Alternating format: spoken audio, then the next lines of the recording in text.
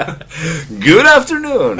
It's April 7th, Saturday. I'm joined here by Unno-san, Kimoto-san, Takashi-san, and myself, and we are talking about new technology and the future of Japan. This is an episode in a series, and since I do not want to bore everybody to death, I would suggest that we're picking up where we left last week. I believe most of us were here. Kimoto-san was not here. Maybe we can repeat a little bit of the video that we were watching. I think that will be important. But we basically will focus on the video of Rifkin, and we will look at the effects of the new industrial revolution, the third industrial revolution, where we had the first industrial revolution, steam-powered printing, steam-powered transportation on rail, on ships. Then moving into the second revolution, it was oil-powered, with the telephone, the television, the radio, and oil-powered cars. That basically set the second industrial revolution, and we're still in the second industrial revolution. Rifkin says, okay, well, we need to move to a third industrial revolution, and actually it's happening. And he's putting a few things together that are very interesting. And he describes the third industrial revolution. And even though this is a video from 2015, some of the things that he forecasted did not materialize as they come.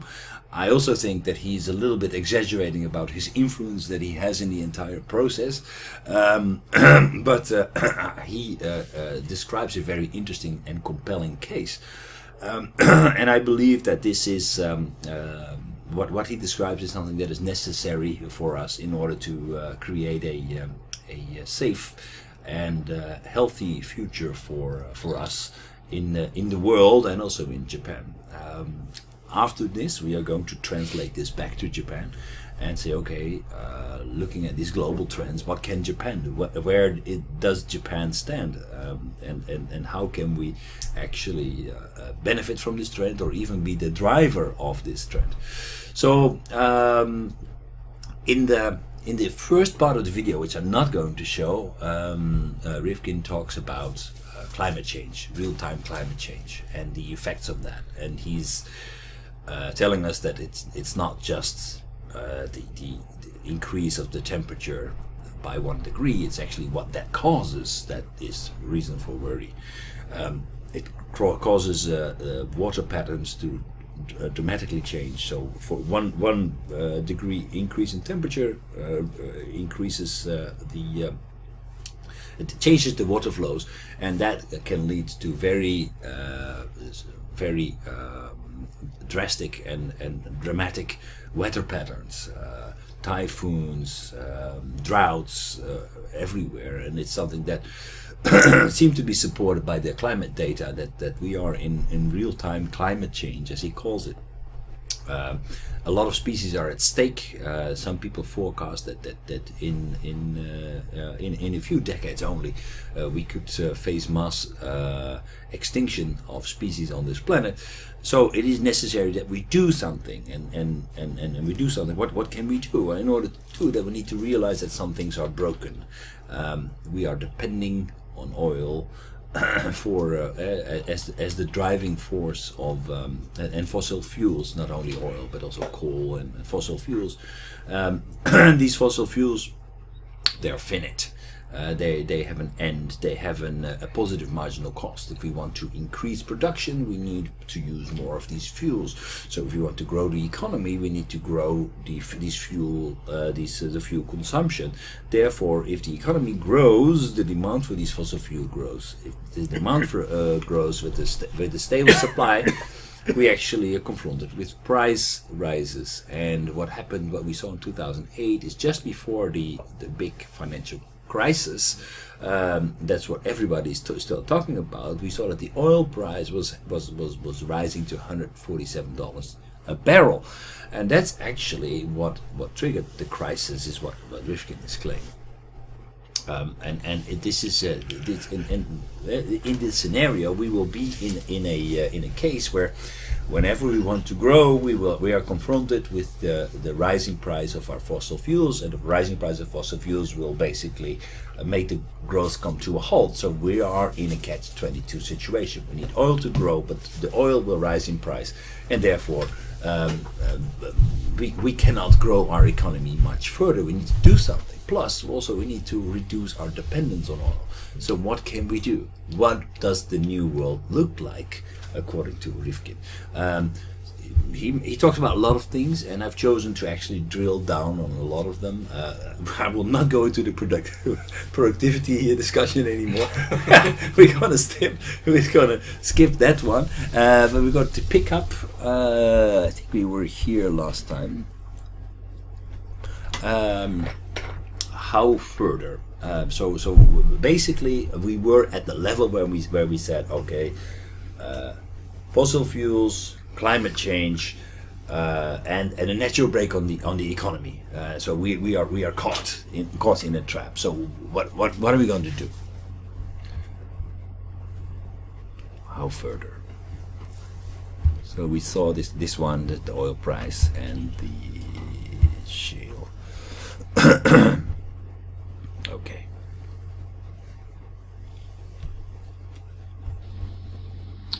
Where do we head from here? Let me share an anecdote. When Angela Merkel became Chancellor of Germany, she asked me to come to Berlin in the first couple of weeks of her new government to help her address the question of how to grow the German economy on her watch. Now remember, in terms of per capita, Germany is the most robust capitalist market economy in the world. When I got to Berlin, the first question I asked the new chancellor, I said, Madam Chancellor, how are you going to grow the German economy when your businesses are plugged into a platform, an infrastructure of centralized telecommunication, fossil fuel nuclear power, internal combustion road, rail, water, and air transport, and that infrastructure peaked in its productivity in Germany years ago? Let me talk about productivity. This is crucial. Our economists are lamenting, they're asking, why has productivity been declining for 20 years? We have all these new killer products coming out of Silicon Valley. Why is productivity declining? I'm going to share with you a dirty little secret in economics that economists don't like to talk about. We used to believe that there are two factors that drive productivity in standard economic theory: better machines and better performing workers. But when Robert Solow won the Nobel Prize for economic growth theory in the mid-1980s, he actually let the little secret out. He said, we've got a problem here. When we trace every single year of the Industrial Revolution, these two factors, better machines, better workers, it only accounts for about 14% of the productivity. So Robert Solow asked the big question, where's the other 86% of productivity come from? Don't know.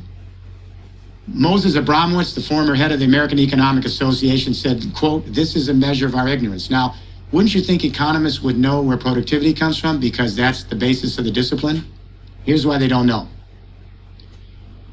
When classical economic theory was penned in the late 1700s, the vogue was Newton's physics. Newton was the big guy in town. Everybody wanted to use Newton's metaphor so they could be more scientific because he had discovered the laws that run the universe, supposedly. The economists also fell in line. For example, you know Newton's law, for every action there's an equal and opposite reaction? Adam Smith borrowed that metaphor for his invisible hand of supply and demand. For every action on the supply side, there's an equal and opposite reaction on the demand side. Newton's law, a body in motion stays in motion unless disrupted. Baptists say borrowed that metaphor, the French economist. And he suggested that, well, supply will stimulate demand, which will generate supply, which will stimulate demand unless disrupted. All of our economic theory, if you go back and take a look at it, it's all based on Newton's metaphors in physics. There's only one problem with this. Newton's physics has absolutely nothing to do with economics. Nothing. Nothing. Economics is governed by the same laws that govern the universe, the solar system, the biosphere on Earth, and every single thing you and I do in our economic life while we're here on this planet. Here are the two laws that govern everything in the universe, including our economy. The first law of energy says all the energy in the universe is constant since the Big Bang. No new energy has been created, no energy has been destroyed since the Big Bang. That's the conservation law. The second law of energy says that's true, that the energy isn't created or destroyed, but it always changes form, but only in one direction. From concentrated, the Big Bang, to dispersed through the galaxies. From hot to cooled off through the galaxies. From order to disorder. From available to unavailable. Entropy is a measure of the energy that's still there, but not available to do useful work. There are three systems that we can talk about in thermodynamics. An open system that exchanges matter and energy with the outside world. A closed system which exchanges energy with the outside world but doesn't exchange matter. And an isolated system which doesn't exchange matter or energy with the outside world. The Earth, in relation to the solar system and sun, is B. We get plenty of energy for the sun. We don't have to worry about this for billions of years. But in terms of the fixed matter on this planet, we don't have a lot of additional matter coming down here. We get a few meteorites, a little cosmic dust, but whatever we have in terms of fixed matter, which is a form of energy, has been here since we blew off the sun and cooled off. All of you have smartphones on you right now, and there are little granules of rare earths in those phones. They've been here since the Earth has been here. That's a form of energy. It's a material form. So, here's what economics is all about. We extract low entropy available energy in nature, a rare earth, a metallic ore, a fossil fuel. We extract it, and then through our value chains, we store it, we ship it, we produce goods and services from it, we consume it, we recycle it back to nature. Those are value chains. At every step of conversion, when we take nature's resources and move it through society, at every step of conversion, we have to embed energy into that good or service to get it to the next stage of what it becomes. But we lose some energy in the process of that conversion. This is called aggregate efficiency in economics. Aggregate efficiency is the ratio of the potential work versus the actual useful work you actually embed in the good or service. Let me give you an example. Nature has the same economic conditions that we have in our human economy. If a lion chases down an antelope in the wild and kills it, about 10 to 20% of the total energy that's in that antelope gets embedded into the lion. The rest is heat loss in the conversion. That's the aggregate efficiency. What does this have to do with my conversation with the Chancellor of Germany? She's a physicist, by background. So here's what I said to her. We started the second industrial revolution in 1905 in the United States with 3% aggregate efficiency. Every conversion of nature's resources through the value chains, we lost about 97%. It didn't get into the product or service. By 1990, the U.S. got up to about 14% aggregate efficiency. That was our ceiling. Nothing's changed since then. And I reported to the Chancellor that Germany got up to about 18.5% aggregate efficiency. That was their ceiling. Nothing's changed. Anybody want to guess which country led the world in aggregate efficiency? Japan. 20% aggregate efficiency, 1990s, reached its ceiling. What I'm saying to the Chancellor is this. You can have market reforms, labor reforms, monetary reforms. You can create incentives for killer new products. You can try to create 1 million Steve Jobs. It won't make a damn bit of difference. If your businesses are still plugged in to a second industrial revolution infrastructure, you can't get above the ceiling of 20% aggregate efficiency anywhere in the world. Why is this important? A new generation of economists who happen to study physics have gone back and looked at the industrial record, and they added a third factor to productivity. Better machines, better workers, aggregate efficiency. The ratio of yes, it's so obvious, the ratio of potential to useful work. When they put in that third factor, it accounts for much of the rest of productivity. Henry Ford could have told you this. In fact, every engineer could have told you this. Every architect could have told you this. Every biologist could have told you this. Every chemist could have told you this. They all have to start their training in school by learning these two laws of energy that govern the universe. I teach in the oldest business school in the world. I taught the advanced management program at the Wharton School for 15 years. Not a single business school in the world today, right now, requires that you learn about the first and second laws of thermodynamics that govern economic activity. How shameful is this? So in that first day with the Chancellor, we discussed the third industrial revolution, a new convergence of communication, energy, and transportation to manage, power, and move Germany. At the end of the day, in a private session, the Chancellor said, Mr. Rifkin, we will have this third industrial revolution here in Germany. The communication internet is now matured. It's been 25 years since the World Wide Web. We have digitalized communication. Now this communication internet is converging with a nascent, digitalized, renewable energy internet. And now both those internets are converging with a fledgling, automated, GPS, and very soon driverless road, rail, water, and air transport internet to create three internets: communication internet, renewable energy internet, automated transportation logistic internet, one super internet to manage, power, and move economic life. These three internets ride on top of a platform called the Internet of Things. We're embedding sensors in all of our devices, as you know, so they can monitor real-time activity and then talk to other machines and talk to us. So we have sensors now in the agricultural fields, and they're actually monitoring the growth of crops, the soil salinity, the moisture in the crops, etc., and they're sending that data. We have sensors now in the factories that are monitoring our economic data. We have sensors in smart homes, monitoring how the energy is used in our buildings. We have sensors in smart vehicles, warehouses, smart roads, all of them collecting data. But where does that big data go? It goes to communication, energy, and transport internets to manage, power, and move economic life. As this new system comes in, it's going to be ubiquitous by 2030, connecting everything with everyone. We are essentially creating an external prothesis, a distributed nervous system, that's going to allow everyone on this planet at very low cost to begin directly engaging each other on a global Internet of Things and bypassing a lot of the vertical integrated organization and middlemen that kept us away from each other. We can have direct engagement now. This is the revolution. This evens the playing field. There's been a long discussion among the millennials. You started this Occupy movement saying, what about the 1%, the 99%? Now we have a new platform. The Internet of Things platform is of a different nature than the platforms in the first and second industrial revolution. The new platform is really radical because this third industrial revolution platform is designed to be distributed, not centralized. It works best when it's collaborative and open and transparent rather than closed and proprietary.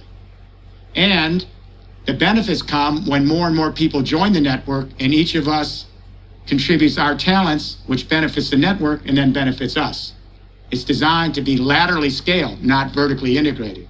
And this is what moves us from the 1% and the 99% to a vast, vast expansion of social entrepreneurialism in global networks.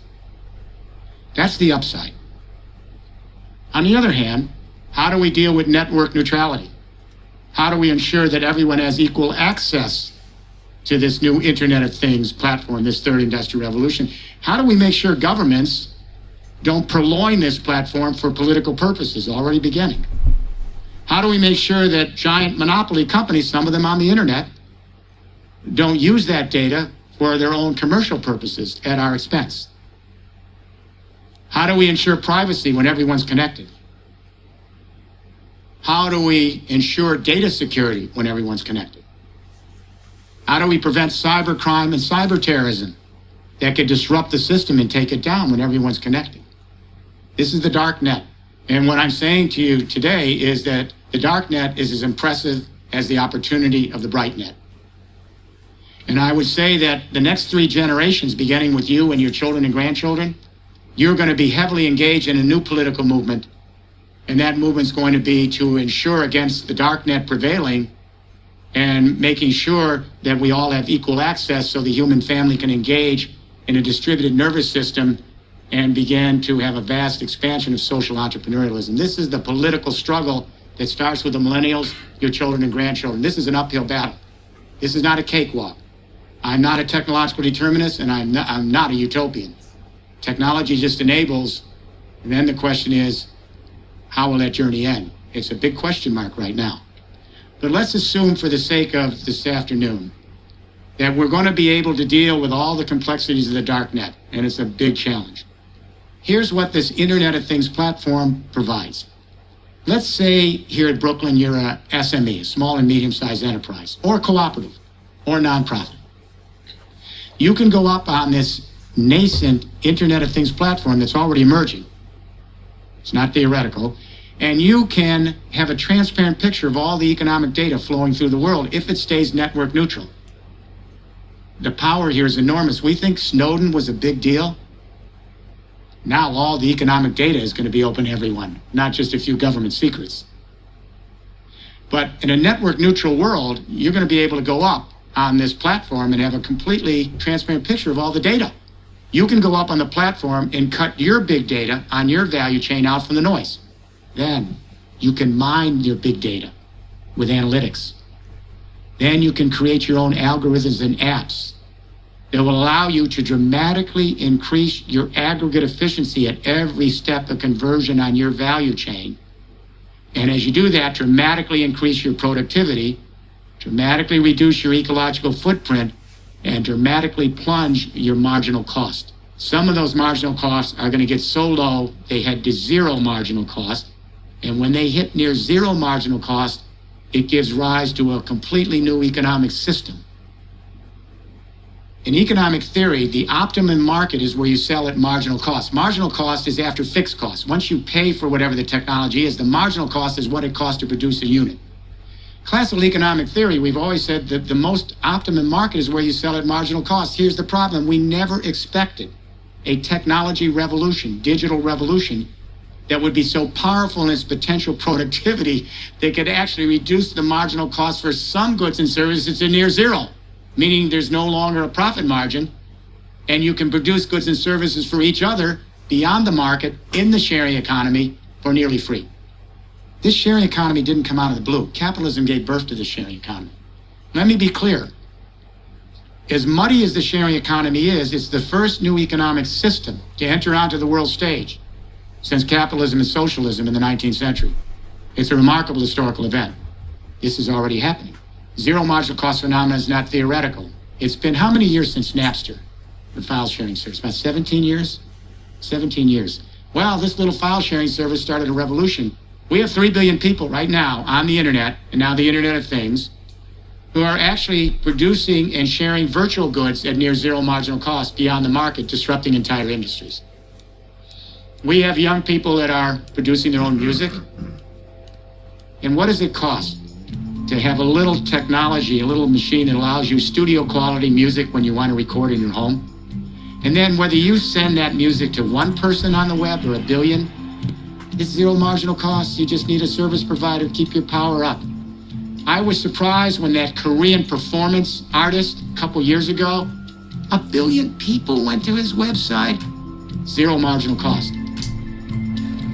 We have millions of young people any given day who are producing their own YouTube videos.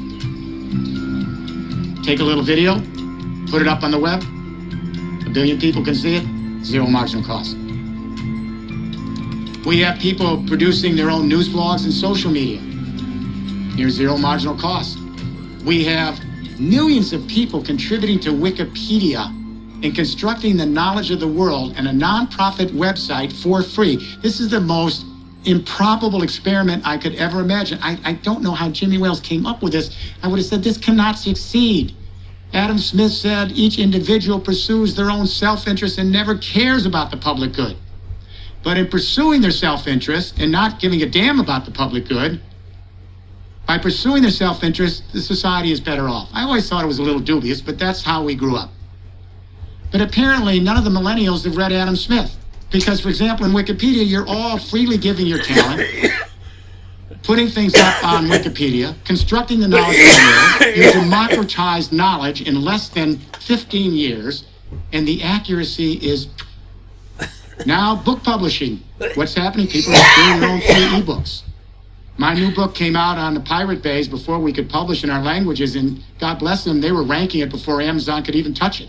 We have 6 million college students taking massive open online college courses taught by the best professors at the best universities. They're getting college credits. It's free. You can't win here. You millennials have won. Unless we outlaw all the technology, we've got to find a way to live with it and find value with it. Entire industries have been disrupted in the 17 years since Napster. The music industry has shrunk. Television has declined because everyone's producing their own YouTube videos. You're all producers, sharing with each other. Newspapers and magazines have gone out of business with social blogs, but thousands of new enterprises have emerged. Not just Google, Facebook, and Twitter, all of these are new, but thousands of startup enterprises, profit and nonprofit. They're creating the platforms. They're creating the apps. They're creating the connectivity. They're using the analytics and the data. It's a revolution. Well, we thought there'd be a firewall here. And certainly we could understand how zero marginal cost brought on by digitalization would affect the virtual world, but we didn't think it would move over the firewall to the physical world. What I'm saying with the zero marginal cost society is that firewall is broken now. It's called the Internet of Things, completely gone. We have millions of people now producing their own renewable energy right now at near zero marginal cost, free. And now as we move to car sharing, and as we move to driverless transportation, we're going to see the marginal cost plunge toward near zero in transport and logistics in the next 20 years. Let's go back to Germany. What's happened in the 10 years since that first conversation with the Chancellor? We are now in Germany at 32% of all of the electricity powering Germany now is solar and wind, right now, in 10 years. And this is a northern country, doesn't have a lot of sun. We're going to be 35% of the electricity, solar and wind by 2020. We're going to be 100% renewable energy by 2040. Absolutely. And what's interesting is the fixed cost of introducing the solar technology and the wind turbines and the geothermal heat pumps. Solar and wind are on an exponential curve, just like computers. When I was a kid in the 1940s and 50s, there's only a few computers. They cost millions of dollars. And the chairman of IBM at the time said, we probably will need a total of 7 computers. Maybe 7. This was an optimistic forecast. We did not anticipate exponential curves in computer chips. Moore's law. So all of a sudden, Intel figures out that their engineers are doubling the capacity on that chip every 2 years. This is still going on. So even if you're making $2 a day, everyone's going to be connected to the Internet of Things within less than 15 to 20 years. And the fixed costs are going to be as cheap as your cell phones in 20 years. Everyone's going to produce their own green electricity. These exponential curves are not going away. You know how much a solar watt used to cost? $78 to generate 1 watt solar in 1978. You know how much it costs to generate a solar watt today? Not $78, 50 cents. It's going to be 35 cents in 18 months from now. This is really moving quick. And this is what you're not told here in the United States by the energy companies. We have power and utility companies, some of them in my group, global group, and they're quietly, right now, buying long-term 20-year contracts for solar and wind electricity in Europe and America, quietly, right now, for 4 cents a kilowatt hour. And the Berkeley National Labs, government labs, just announced they're generating wind and solar. I think it's somewhere between 2.8 and 3.5 cents a kilowatt hour. It's over, actually, for fossil fuel and nuclear. And the next big bubble, I will tell you now, is going to be the $100 trillion in stranded assets in the fossil fuel industry. This is going to make the subprime mortgage look like the small-time game. Because we're moving toward parity, and then solar and wind are getting cheaper and cheaper. That's what's going on behind the scenes right now. But what's interesting in Germany, once you pay the fixed cost for your solar panel and wind turbine, the marginal cost of producing the energy in Germany today is zero. The sun has not sent us a bill in Germany. The wind hasn't invoiced us. The geothermal heat has not come to us with a bill. It's free. So what happens when German businesses can plug in to a communication internet that then converges with an energy internet, and we digitalize the electricity grid so everyone can produce their own solar and wind and either use it off-grid or sell it back to the grid? What happens when companies plug in to an energy internet where the cost of the energy is near zero marginal cost? Think about when they have to move across their value chain, and at each step of conversion on their value chain, their energy cost is near zero. How does any second industrial revolution country compete with that? And it's not big Germany only. Little Denmark's done this. Anybody can do this.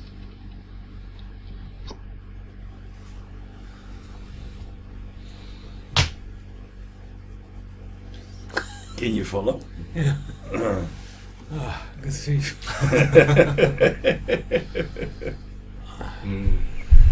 We did last week, right?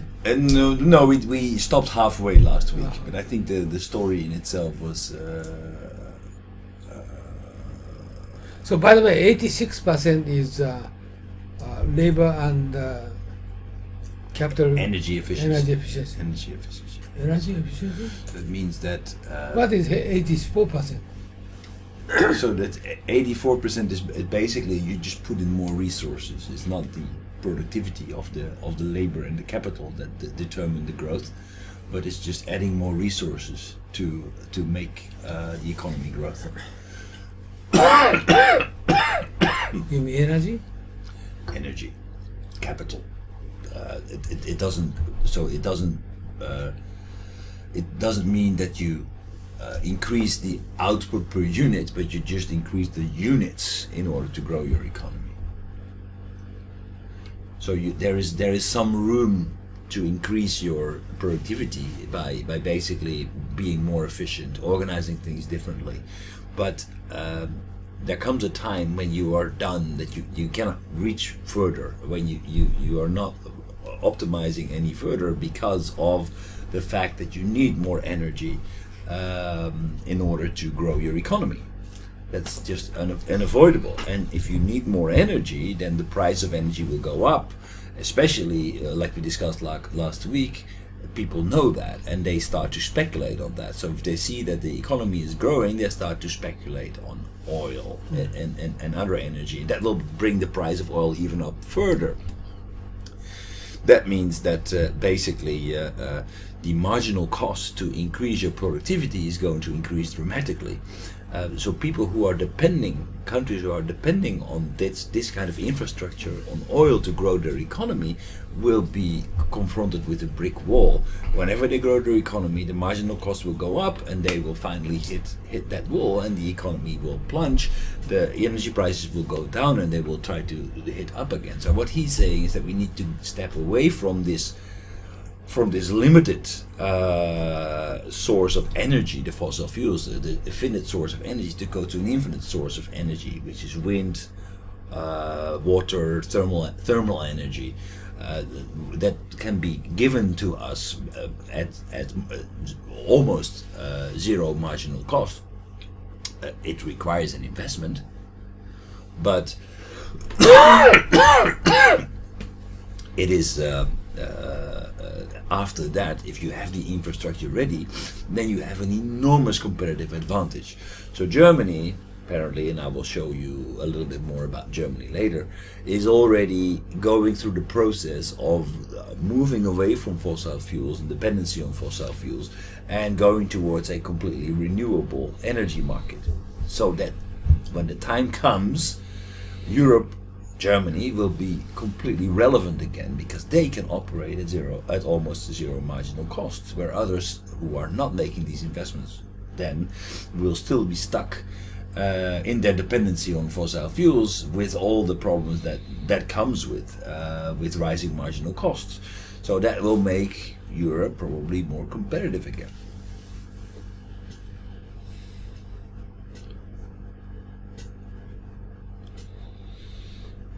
So the current you seem to be on the same page, right? Now, this is something I saw this video now, I think 2-3 maybe 4 times already.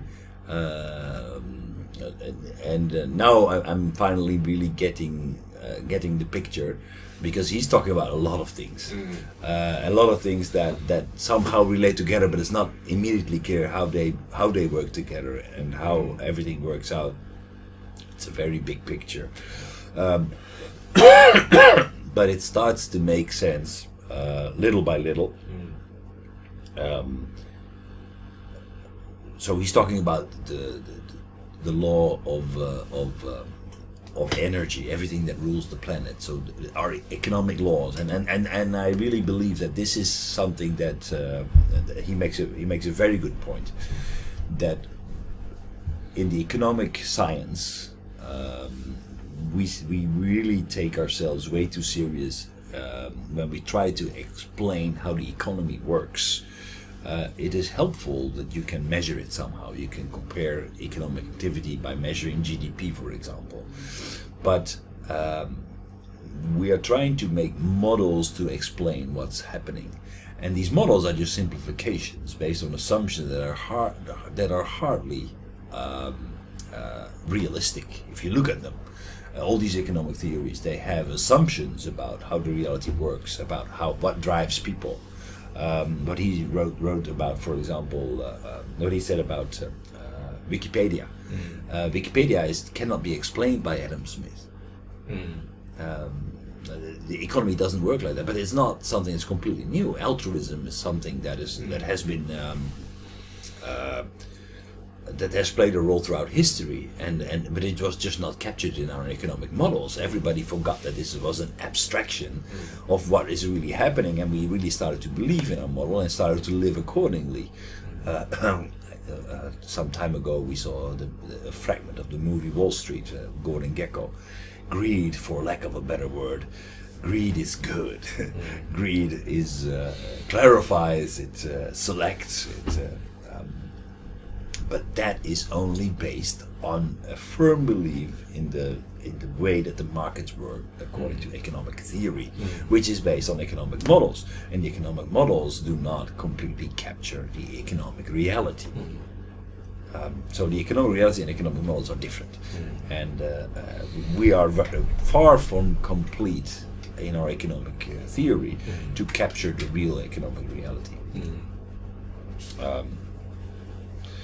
So he says, okay, well, basically another problem that economics has is that it lacks the understanding that physicists have about the first and second law of thermodynamics. The first one is that energy is constant, but it changes form. Entropy means high entropy or low entropy energy means that it's very powerful still. We can help it, like coals and oils are low entropy sources of energy, and there are high entropy sources of energy, which is a piece of mud basically. It came down to the earth after the Big Bang with a lot of energy, but it has cooled off. It still contains energy, but it has moved from a hot state to a dispersed and cold state. So that is basically the whole way that this works is also the way that the economy works. In order to do something, we need to put energy into it. If I want to cook food, I need to put energy into that food. I need to go to the shop with a car. The food needs to go there. Cook it. It will get hot. It will lose the heat. It will be digested.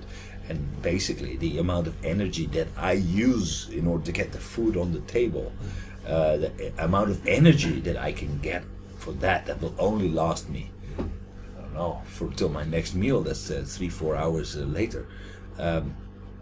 So there's a huge heat loss in that whole process. So every step of the way, from the farmer who makes it, so it's on my plate. There's so much heat loss, there's so much energy used in that process, and it will only keep me going for a couple of hours. But that is what he's talking about. if we want to feed more, if we want to do this, then we need a lot of energy to do that. Now that energy that is limited, that energy costs money, we are plugged into the wrong energy source.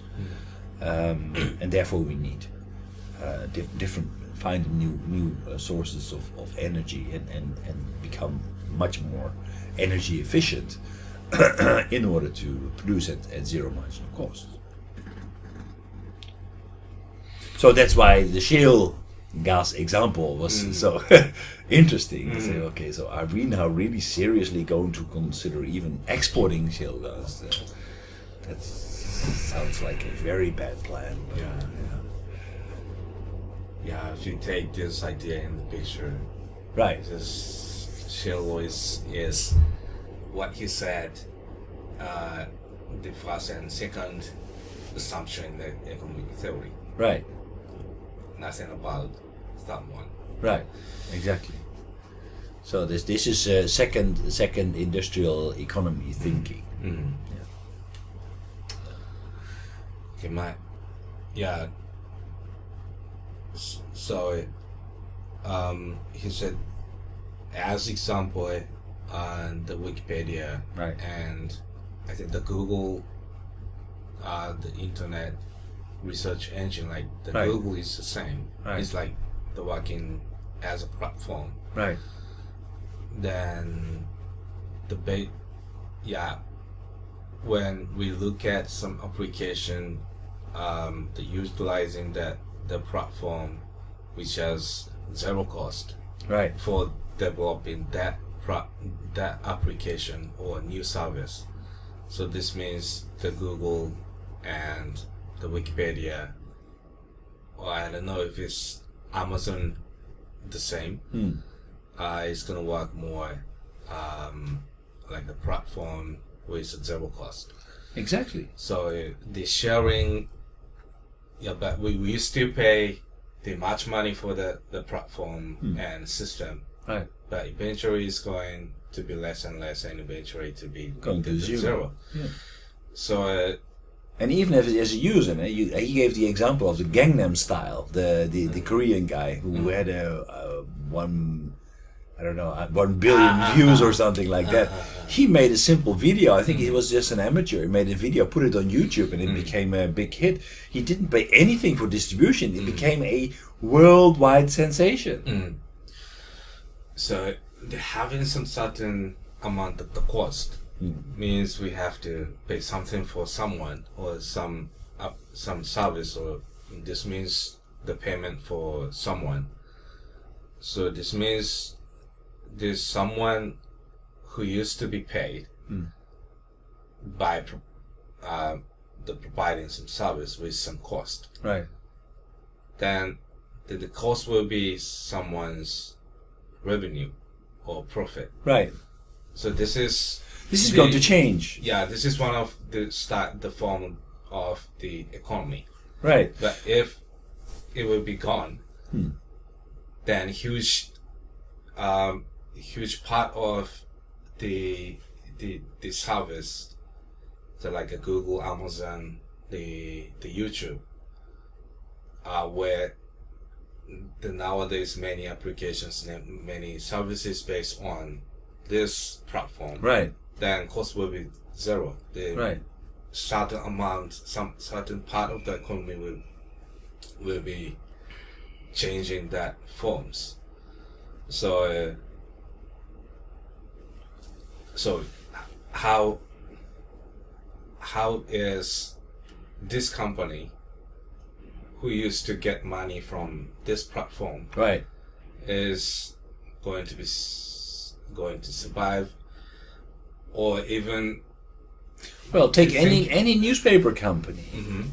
They used to sell newspapers or advertisements there, but now actually news is free. They need to compete with people who provide news for free, news aggregators, collectors. How can they survive? How can an energy company, like a vertically integrated big energy company like TEPCO, survive? If everybody has his own solar power system, and but there are ways. For example, for TEPCO, it's not all lost.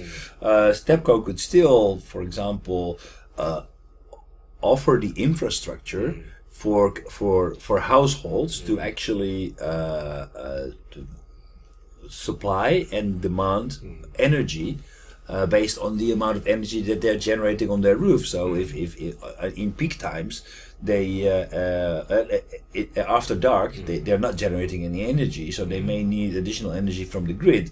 Now they need to pay for that, so somebody needs to register that and make sure that the whole infrastructure is there. There is a role there for TEPCO, but not to make the energy, because the energy that there is that is something that that's going to be dispersed, that's going to be distributed. Everybody will have these solar panels on their roof and generate electricity with them at almost zero marginal cost. Yeah. Then, there used to be the prayer in the existing economic theory, actual economic,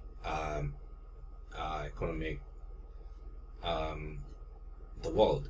Right, a natural monopoly, actually, we call them, those kind of companies. But how are they gonna do the business? How is the money game? Obviously the game seems to be changed. Right. How they're gonna to make the money just to survive, or maybe thinking if they could survive or not, or thinking about the question how or if they can survive. Okay. That will be wrong. Right. Okay, I will give you, because I stopped the video, but I know that in about 1 or 2 minutes there another piece will start about Germany, and this is about Daimler-Benz. Daimler-Benz. Daimler-Benz. Daimler-Benz, the car maker in Germany. Benz. So basically, what's going to happen in the car industry is that we're moving away from cars that take gasoline to electrical cars. We're moving away from driven vehicles to automatically driven vehicles. We are going from people who want to own cars to people who want mobility as a service, because nowadays a car just it's only used about 20% of the time when you're awake. The rest of the time you're not spending in your car, it just sits there, right? There's a lot of people actually, maybe not in Japan, but in a lot of other countries like the US, there are 2 cars sitting there, not doing not anything. It's super inefficient. So what's going to happen if we are basically going to get rid of the ownership of cars and actually start to share cars and get an Uber where you basically share a car, and the Uber driver no longer exists because you don't need a driver. It can be a driverless car. Yeah. So in this context, the service provider like the Grab and Uber, right. The services itself is eventually going to be the zero cost. Right. Because this is platform. This is a service. Right. It's going to be powered by solar power. So that's almost zero marginal cost. The driver doesn't have to pay a salary. That's almost zero marginal cost. Yeah. That's my. So how is the business going to be? We have charged on our service, on our business of the ownership. If the customer wants to own our service or product, then we have charged. Then if the customer uses some service, then we can charge as some fee based on the usage. Right. But all will be GDP will actually decrease as a result. Why GDP decrease? No, GDP will decrease because we are no longer going to sell cars. So how is the game? So for Daimler, this is a big problem. Okay, so I'm gonna continue the video a little bit, and then we will see what Daimler is doing at the moment. Right. Who's producing all the new energy? In Germany, there are 4 major power companies: EnBW, RWE, E.ON, and Vattenfall. These giant global vertically integrated companies. And frankly, we thought they were invincible. What's happened to them in 10 years is what happened to the music industry, television, newspapers, magazine, and book publishing. Thousands of small players have come together in electricity cooperatives, farmers, small businesses, neighborhood associations. All of them went to the banks and got loans, these electricity cooperatives, and every bank was completely fine about giving them the loans. Why? Because they knew that the energy they generated would get a premium price when they sell it back to the market. Nobody was turned down. They're creating all the new energy. This is power to the people, literally and figuratively power to the people. What happened to the big four power companies? They're producing less than 7% of the new power, and they acknowledge they're out of the game. Why? To their credit, they were the most efficient means to produce and distribute centralized power, fossil fuel and nuclear power, vertical integration. But the new energies, they require millions of small players connecting where they are and collecting. You have to collect the sun everywhere in little amounts, and the wind everywhere where you are, and the geothermal heat everywhere where it is, and you rewards cooperatives who laterally scale and join together in networks. Big companies can't put all these players together. The players come together in their own regions, the cooperatives, and they join together. It is power to the people. Does this mean this is the end of the energy companies? Not necessarily. Many will go out of business. Some will not. About 7 years ago, the E.ON, one of the giant four companies, asked if I would debate their chairman, Mr. Tyson, but in a neutral country, the Netherlands. We had a 3-hour debate. And I said to him, look, you're not leaving the second industrial revolution tomorrow morning, but you also have to be in the third industrial revolution tomorrow morning, because you have a 25, 30-year transition to get from the second to the third and find new value. And I said, in the new system, it operates quite differently than the old system. In the new third industrial revolution, you make more money by selling less and less and less electricity. I said, what you do is you set up partnerships with thousands of enterprises, and you help manage the energy flow through their value chains. You help them with their big data. You help them mine that big data with the analytics. You help them with their algorithms and apps, dramatically increase their productivity. In return, those thousands of enterprises will share their gains back with the power companies. It's called performance contracts. We're now doing it. Guess what? Last year, the chairman of E.ON, took him 7 years.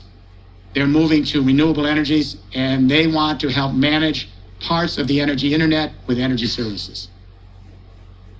EDF, the great nuclear power in France, has joined our group. We're doing the whole build-out of the third industrial revolution in parts of Europe, in northern France, the Netherlands, Luxembourg. And EDF said, we're with you. They're on the ground helping lay this out. They're not leaving nuclear tomorrow, but they see that the handwriting's on the wall. So the companies that don't go there, we don't need them. It's not just Europe, now China. When President Xi came into power with Premier Li announced that and I was pleased, he announced he had read my book, The Third Industrial Revolution. He put out a public announcement. I'd never met him. I'd never even been to China. And he instructed the central government of China to begin looking at these themes that I'm laying out to you to move China to a third industrial revolution. They're mindful in China. They lost the whole first industrial revolution. They missed almost all the second industrial revolution and came in the tail in the last 10 years. And they said, we're not going to lose the third industrial revolution. We want to collaborate with the third industrial revolution. And they said, quote, be among the leaders, to show you how fast they move.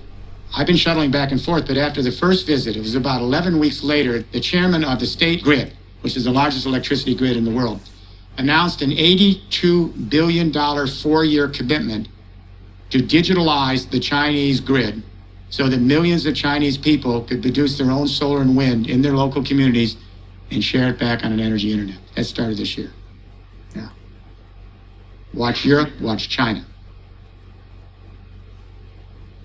The coming together of the communication internet with the renewable energy internet gives rise to the automated GPS driverless transportation logistics internet. We built the whole global economy, the second industrial revolution, around car ownership. That's what this was all about. You've thrown us a curve. You really have. Apparently, you don't want to own cars anymore. This is grandma and grandpa. They got 2 cars sitting in the driveway, cleaning and waxing them every few weeks, and they're never used. Or they're at the office 90% of the day, never used. You don't want to own cars. You want access to mobility and car sharing networks, not ownership of cars in markets, correct? So there's a problem here. The problem is, for every car shared in car sharing in the sharing economy, we're eliminating 15 cars. This is both the problem and the opportunity. Larry Burns was a former vice president of General Motors until a few years ago. Now he's a professor at the University of Michigan. So Larry just did a study, very revealing. He studied Ann Arbor, Michigan. We can eliminate 80% of the vehicles with better mobility, cheaper. Now let's extrapolate Larry's study. We've got 1 billion cars, buses, and trucks choking us in traffic around the world. They're the third major cause of global warming emissions. The number one cause of global warming emissions is buildings. But in Europe, we're now retrofitting those buildings, transforming into micro power plants and big data centers off carbon. Anybody know what the number two cause of climate change, global warming emissions are by industrial activity? Number one's buildings. We always talk about it. Number three is transport. What's number two? Consumption of meat. Meat. We have 1.3 billion cows. They take up about 23% of the land mass of the earth. I love cows, but the methane they produce is a major contributor to global warming, much more powerful than CO2. And then when we pasture those animals, we have the fertilizers that emit nitrous oxide, and it goes on and on. And I should say that, without mentioning names, even some of the prophetic voices in the climate change debate will never mention this, because they do not want to antagonize people and even suggest that we may want to change our diet and move down the food chain so that we can live healthy, respect our fellow creatures, and at the same time mitigate climate change. So you never hear this in the debate. Never. Number three is transport. So if Larry's right, Larry Burns, we're going to eliminate probably 80% of the vehicles in the world in the next 2 generations, because the millennials, your children and grandchildren, are never going to own cars again. This I know. And the remaining 200 million vehicles, they're going to be electric. They're going to be fuel cell driven. They're going to be operated by near zero marginal cost renewable energy. This is already happening. They're going to be 3D printed with composite recycled materials at a low marginal cost. They're going to be driverless. This is already happening. This gets to the question of, is this the end of the road for transportation companies? Not necessarily, but they have to change their business model. While they're still in the second industrial revolution selling cars, buses, and trucks, they have to move to the third industrial revolution, where they help manage vast networks along with all the other players. This is a very cool thing that happened about 6 weeks ago. Daimler asked me to join them. Daimler invented the internal combustion engine, so I'm always mindful they're a step ahead. And the chairman of Daimler Trucks brought together 350 journalists from around the world in Germany, asked me to come in. I laid out the same story we're talking about here.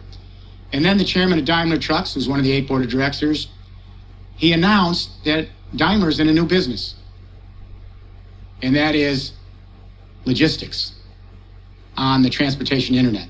And he announced that Daimler had equipped in the last 3 years 300,000 trucks full of sensors, 300,000 vehicles, and they're on the roads now. These are what I call big data, mobile big data centers. And these trucks are collecting data all across the transport corridors of Europe on traffic flows, weather conditions, availability of warehouses, all of the data you would need if you're a small business, a large business, or just a homeowner, to be able to increase your aggregate efficiencies and productivity, reduce your ecological footprint, and anytime you're involved in moving shipments from A to B. Then, this is what's really interesting. He dimmed the lights and they went to a helicopter feed live on the German expressway.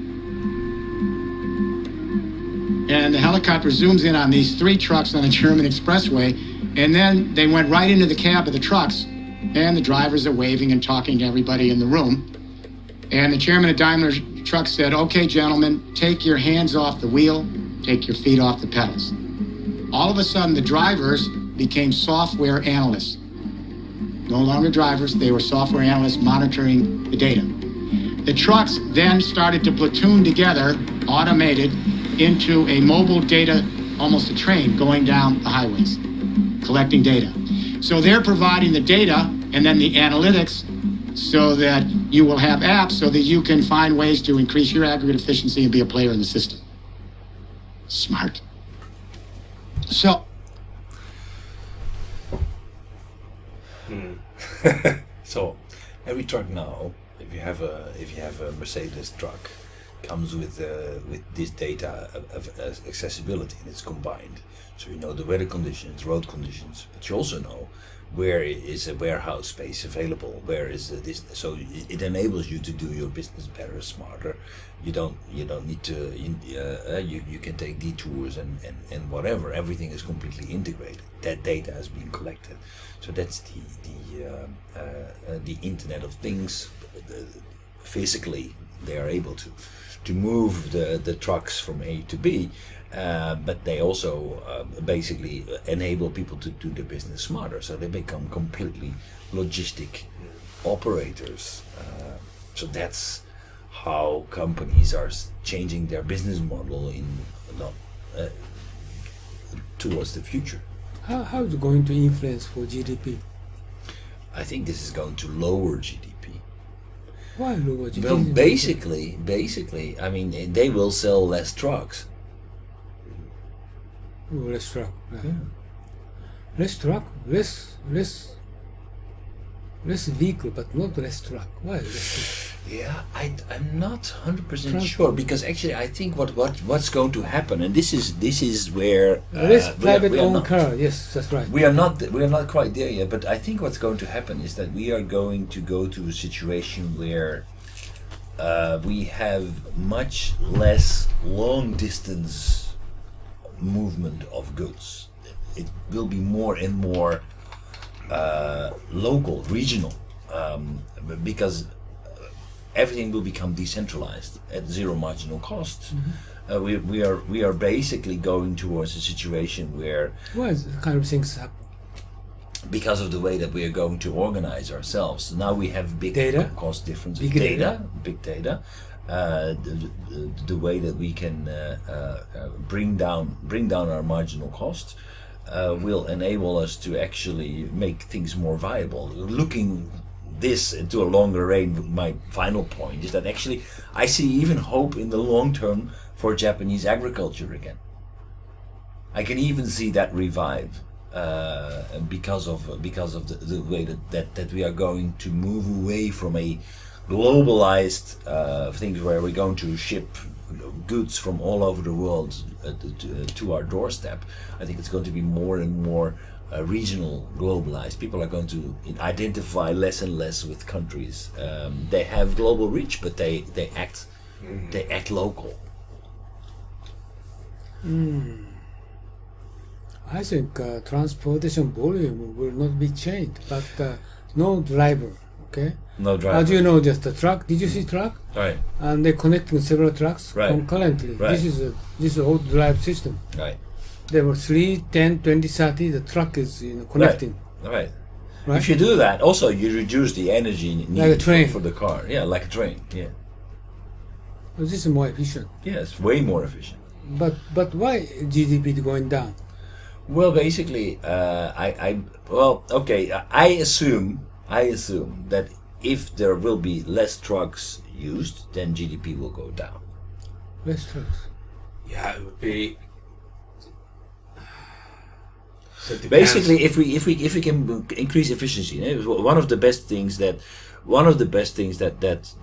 can happen is, because to make this transparent, there will be less trucks who will go back and forth empty. Because if you make everything transparent, trucks will be able to move more and more at 100% capacity. Yeah, that's what I don't understand, and I think it depends on what kind of outcome next in this situation for the future will bring more benefit. How much the benefit will this new industry bring? Right. Because Mercedes-Benz used to send their value to the end users with a direct access. If the Daimler they sold their car to the user. Right. Then this is for buyer, for end user. Right.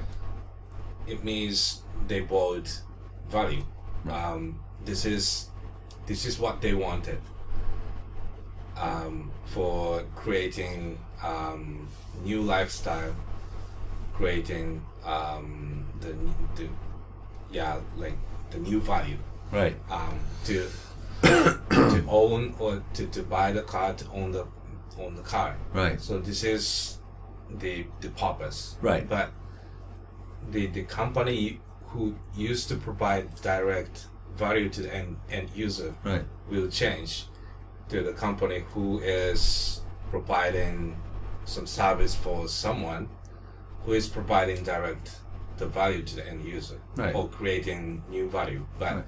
they don't know how this the service will used for creating direct So value. we can already see what's going to happen, right? Because this is the car industry is one thing, but if we look something that has already happened, it's completely already played out. The music industry. The music industry, we know that the artists, they made records, they had record deals, and they would sell records, and that would be their main source of revenue. Nowadays, music is basically free. So we got Napster, and all of a sudden, artists didn't get any money anymore because every music was put on Napster, and people started sharing that music for free, and all of a sudden, all the revenue was gone. Then basically they started to change the rule of the game and say, okay, well, how can we make money? Concerts, of course, buy T-shirts and all of those things, so touring, and now they came up with the things like iTunes, where I'm paying $10 a month to Apple.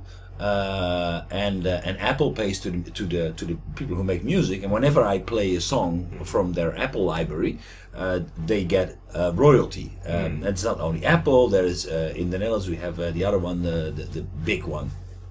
But it is going to change. Somewhere money needs to be made. But the way that money is made is going to change. Now, when we speak about logistics, I think that if we would have the same transportation need, I think maybe it will be a little bit less, but let's say it's the same. Then still, if this delivers on its promise, then why do people own trucks? They own trucks because they want to be certain that their goods go from A to B. They are service providers. But as somebody who has a logistics need, I want a logistics service. That means that I don't really care whether company A or company B or company C does it, as long as I have control. That's what I'm buying. That's why I own a car. Yeah, because but nowadays I can just say, okay, I just put my packages here, needs to go from here to there, and I put it up on a bulletin board, and then there's a logistics company that picks it up and say, okay, I'm going to take that for you and bring it there, and I can completely track everything, where it is, what time it will arrive. It doesn't matter for me who does it, but by doing that, you will go from an average load of about 60% to an average load of about 95%. That means that already, even though the same amounts of goods are going to be transported, you still have a reduction of around 30% in the fleet. Now, I think that there will be a bunch of other things that will happen, but I don't know whether companies like Mercedes will be capable of completely compensating for that.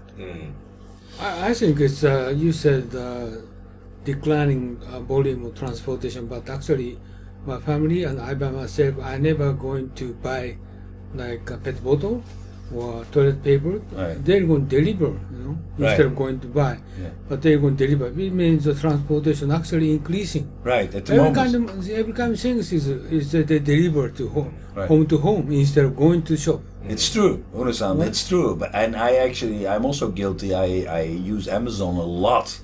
Yeah. Like this one is also, I don't go to buy shop. They're going to deliver to me, even this small piece. So everything. But do you think it will remain like that? Yeah, I really feel guilty. I don't want to. No, this world is everything they deliver to home instead of going to shop. Yeah, so And shop is no people.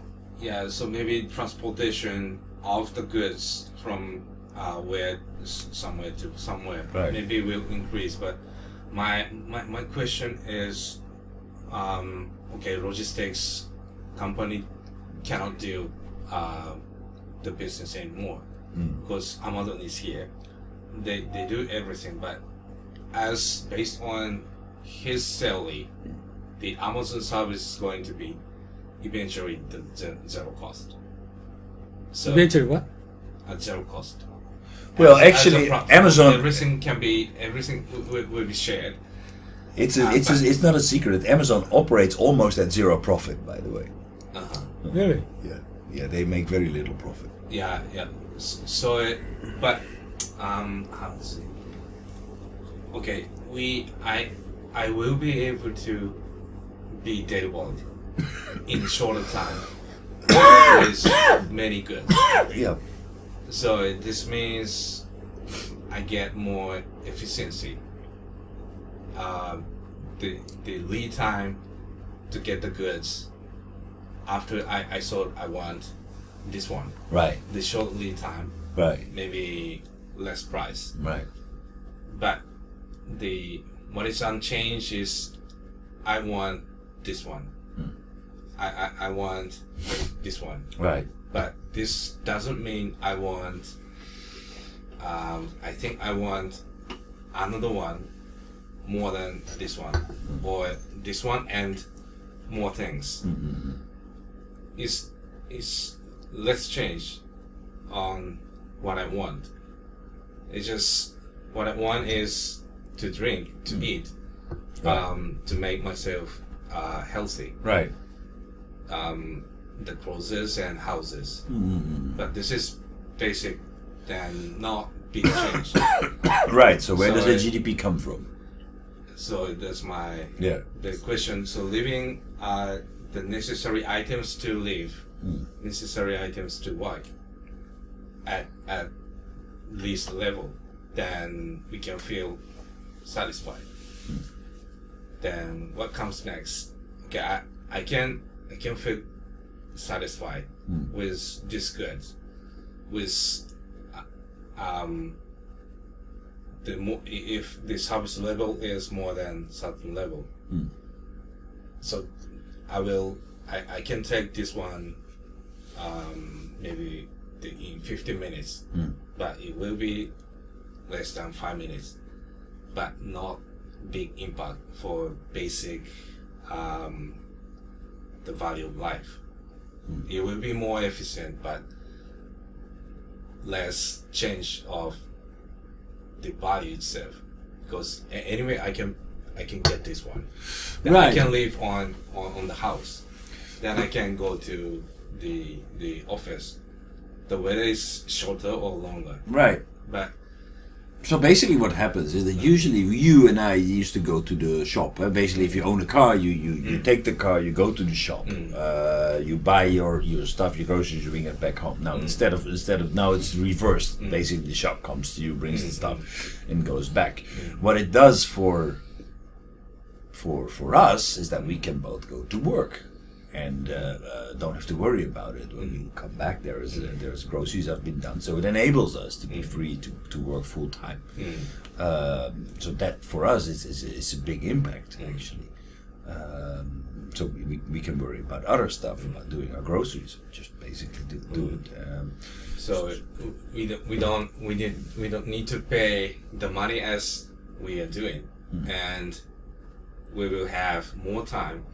We have more room to do anything else. Other stuff. Something Yeah. else. So I don't know what to do next. If I can get more time, Right. or I can get more financial resources, then I don't have the idea what comes next that I want to do. Your question is, okay, we have more available time. Yes, it is. So what kind of impact for GDP? No. Yeah, it depends on what I would do with the free time. Yeah. So what do we capture in GDP? Yeah, like I tell you, like Rome or Greece, they don't. Ordinary people, they don't need to work, right? This kind of era will come next several decades later. So what happened for GDP? Well, we don't need to work, but AI, robotics, they're going to automated transportation will going to make GDP. So What? this will not bring more GDP. The GDP will be stable if the AI will replace the workforce of the human. Just say then we will not do anything additional than the GDP. This is my question. Going back to productivity. Okay, so what is productivity? Okay, finally, human beings, they don't need to work, but the GDP will support be stable or productivity going to increase. How do you explain? It's basically of course people still need to work. Goods still need to be produced.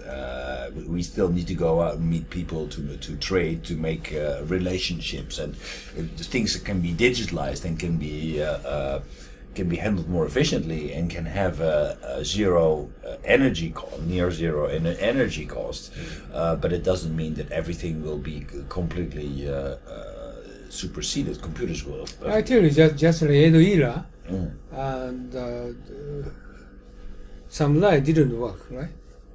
Right. This is the same kind of situation we're going to happen next several decades later. Right. So the samurai didn't. They fought wars. They studied computers. Right?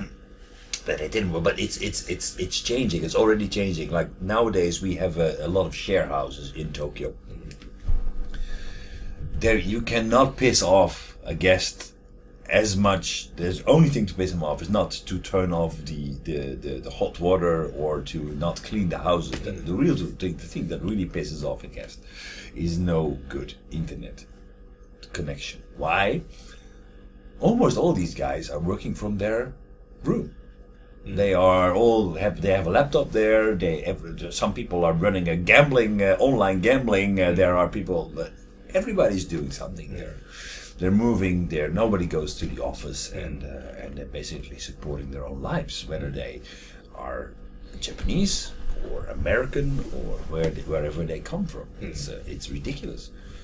And even though they pay $25 a night, they still insist on good internet connectivity. Otherwise, your service sucks, and they will be gone. And they will But leave. actually drastically reducing working hours. Well, that's not exactly what I feel, because, okay, I don't go to the office, not often, but I'm still working a lot behind my computer because I still need to take care of people. Now, I can take care of a lot of people thanks to IT. Because you're the person who can be still in. But if you don't have any IT, the background, you don't have any business mind to start new business for the share house, Right. you'll be kicked off. Right. Then you cannot be in. Right. So that's a problem. There'll be a lot of people that. Well, think about, for example, I'm really worried about the people who are now 65, 70, who didn't save enough money, who became taxi driver in Tokyo. Yeah. What So will they happen be- with this generation? I don't think there are many that have the way to think forward and say, okay, well, in that case, I'm going to do this. Well, they can become cleaning stuff in our share houses, but that's a different discussion. For example, kind of work cannot be eliminated, like illegal parking control people. Of course, that work can be eliminated. We already Or maybe automated. yeah, of course, because we just put sensors in the road and we What can see. else cannot be eliminated in future? What cannot be? Well, we still need some people to grow the land. We still need some policemen to actually walk the streets and look at. Drastically, we can reduce it. Just We can reduce it. Actually, you can see any policeman at Koban recently. Yeah, so they will all have Auto- drones. So they- if you pick somebody's pocket, Automated. I mean, you can increase your, but there is of course a tension field, because we are going to put sensors in everything. That means everything is connected. You are also as a person. I mean, maybe we shouldn't have any ideas about our privacy So anymore. this is my question is okay, AI, robot, and also the business innovation or renovation or revolution itself Right. will going on. And what happened for relating to GDP? Well, I think that for example, the sharing economy will reduce our GDP. But then again, we need to realize that GDP, as we discussed already in a previous session, is that GDP is not a very good measurement of our wealth. I know, but just in future, 3 decades later, Right. GDP is increasing, decreasing. Decreasing. It means level life is going down. No. So what GDP? Okay, means? real GDP will not decrease. Let's put it this way: real GDP, nominal GDP will decrease, but real GDP will not decrease. I think that basically we will. I think the biggest challenge is exactly what you were saying, is what are we going to do with the people who cannot catch up with the possibilities, because this network levels the playing field. There are opportunities. If I decide today that I'm going to run a coffee marketplace somewhere in Africa, I would be able to do it. I have the capacity, the infrastructure is almost free. I can run that from Japan. If I have the connectivity of people who I can do that. Yeah. So there is the opportunities are limitless. They're really limitless, but you need to have the creativity and the ambition, and a little bit, I mean, it becomes, technically speaking, it becomes simple. Yeah, and also for those who can be in, but they don't need to spend more time than they're doing now. So just with the less time, you can do the same level of things, Right. same level of service, Right. and this means you have the more time to be spent. Exactly. And it's so simple. It happens everywhere. So we work with 9 cleaning companies and need to communicate with them every time. And cleaning companies are very low tech, but so you invest a little time, and now it's completely automated. So basically, I can just take somebody off the payroll, because I don't need this person anymore.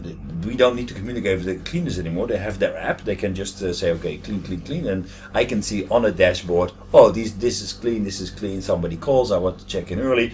Oh, I look at the map. Okay, yeah, so you can go. It's done already, or it's not. So basically, we don't need anybody anymore. So we went from 21 people to 6 people. That will happen. That basically means that we provide less employment for people. We still make the same amount of money. Are we becoming very much more profitable? No, because there are other companies that are also increasing their productivity, and that means that their rates will be pushed down. And since if the prices are going down, then basically the margins are going almost towards zero marginal cost. So basically, for us to be more efficient is more a way of surviving than to actually becoming wildly profitable. So since the more people or more things will be on the equal condition, but I cannot believe these things and the world will be more fair, more neutral. Well, that is absolutely. I mean, we are leveling the playing field, but I mean, you need to be a good player in order to survive in this world, and that's a big problem. But it's also a problem for the people who are able to survive, because what good does all the money in the world do if everybody out there around you doesn't have that money and is out for you? You need to think about, okay, do I want to live in a society where everybody's after my money, where if I can't be safe, if I'm constantly under threat? I mean, you can be a millionaire in Nairobi, But believe me, you will have to live. You have to put yourself in jail in order to hold on to that money, because everybody will be after you to get it.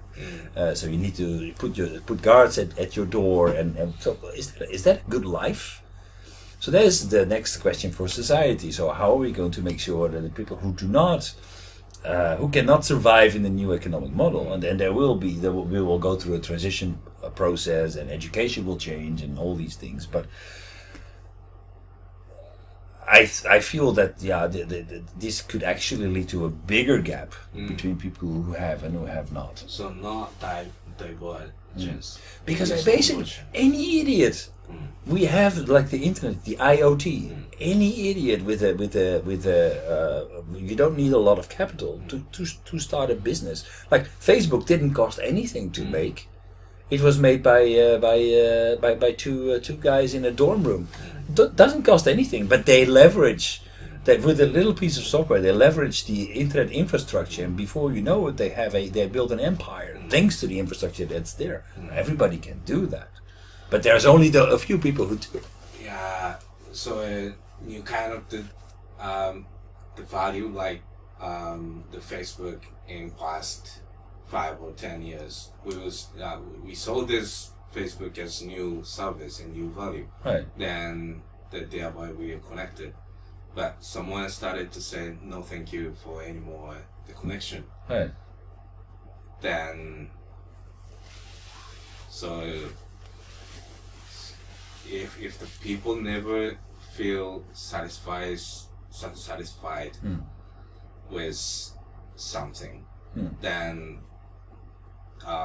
it will continue to see new kind of the value to came up in the market. Then maybe new economic growth will be generated. But if not, I'm not the person who wants the new things. The rather I just feeling the satisfied with the life itself. So But think about it. Yeah? Think about it, because I mean, it's not only about having new things, but like if we are going to continue doing the things the way that we're doing things right now, we are going to, and we see that there's still a lot of economies that need to catch up now. Under the Industrial Revolution Type 2.0, that means that we will see a lot of consumption, a lot of use of energy, for example, that will put even more pressure on our environment. I think no matter what, we cannot continue this. That means that if we want to keep it this way, I think we even need to make changes.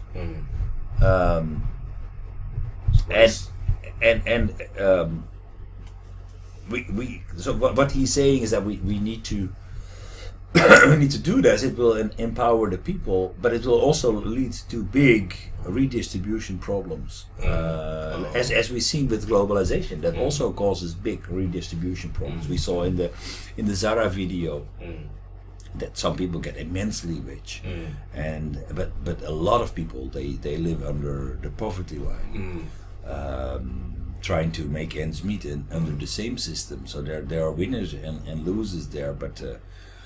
Unfortunately, I do not have the answer to the problem. But I think the answer, what I feel is that what we were talking about before the video started, is that we need to make sure that people who are benefiting from this system, they give something back and they take their responsibility. That since we will be less focused on ownership and more about providing. For example, transportation services or logistic services or whatever. We will be less into owning stuff. We'll be less materialistic. Also, believe that if it becomes very apparent with every article that you buy, that you can see, okay, where does it come from? How was it made? Was it environmentally friendly produced? Did the people who made it, did they get a fair price for their contribution to the product or service? And if we can make that transparent, I believe that, and we can make that, put that into a brand, then I believe that there will be a lot of people who will be prepared to pay for that. The people who win, and that will make sure that there will be more fairness, and we will live in a better, more environmentally, more healthy environment. So that problem can only be solved from the consumer side. I mean, not from the. We cannot expect companies who work under cutthroat competition pressure, competitive pressure, to work very hard to play fair. That all companies will do it as long as they're being rewarded for it. If you're not being rewarded for playing fair, then companies will not be able to survive, because the reason for not playing fair is to get economic benefits. That's how our economy works. So we need to make sure that the people who play fair are being rewarded for it. And we can only do that by creating awareness at the consumer side. So we have two extremely different forms of economy. The one is where we don't need to work anymore. Right. So let the AI work. Yeah. And the other one is more still labor incentive.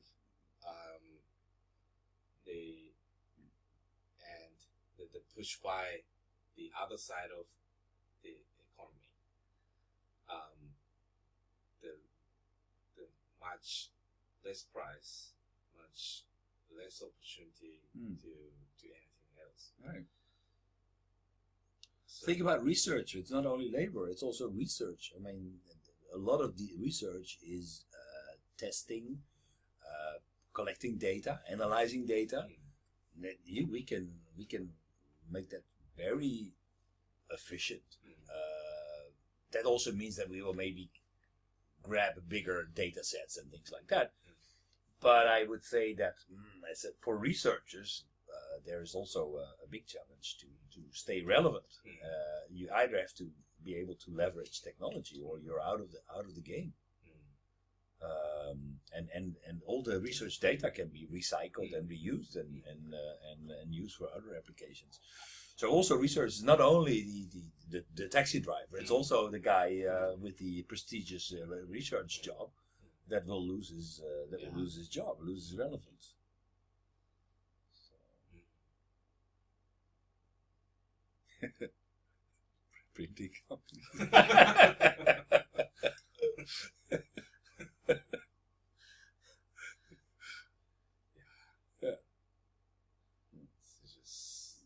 Just find they're still looking for the printing opportunity. Right. They still believe in this new market for us. I saw something so cool, by the way, about printing. Sorry, it's not entirely related, but it's a mobile printing device.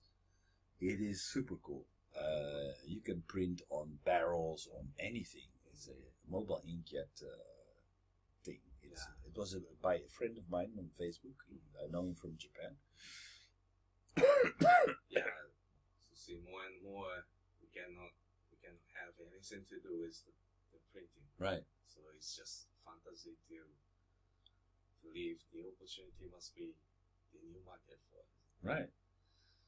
I mean, that it's like everything, like even blockchain is actually basically cutting yourself shooting yourself in your foot, because that means less documentation. Sure? Less documentation means less need for paper, less needs for printing.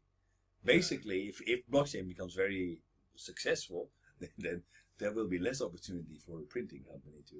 Yeah, it's either I will shoot the food, or that someone will eat my shoe. Right. Yeah. Yeah, you have to reinvent yourself. But like what Daimler is doing, what Benz is doing is basically, okay, look for the added value, look for the opportunities, put yourself in the shoes of your customer, and then where do we need to go as a company? And they are heavily investing now in the future to be there. Companies like Nissan are investing in electric vehicles. There are other companies that are already starting to look into this future. You need to do it. You basically need to think about 10, 15 years from now, where are we going to be? Yeah, so it doesn't have to be necessarily the pure investment for the third generation of the economy. So as he mentioned, there must be 20 years or 25 years, 30 years of transition. Transition. Then it's still good enough to make the investment for this transition, right? To see what comes next. Right, but you need to realize that if you're now going to invest into shale economy, shale gas, that means that is a second, a second industrial revolution platform that is going to be obsolete, where the product that you're going to provide is actually inferior to the product that your competitor brings, because natural oil, like regular Brent oil, is actually much easier and cheaper to produce than what you're doing. So you're providing an inferior product in an old market. Like inferior product with new way of doing business. Yeah, the blockchain. Yeah. The settlement and payment is the new form, but this will treat with the goods in second generations, right? But with new form of the trading, but it might be too late. Yeah, exactly. Exactly. So.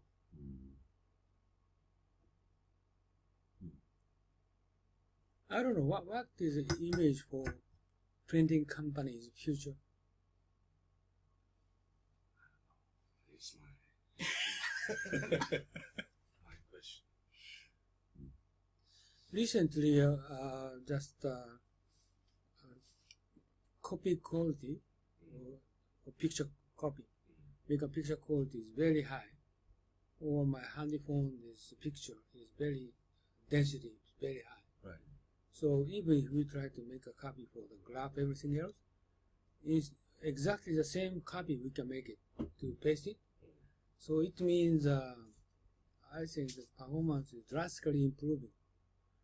Right? And printing is beforehand we just type in character by character. It doesn't anymore. Just copy. Just take a picture, right? And if you're going to have a picture here, just make another picture.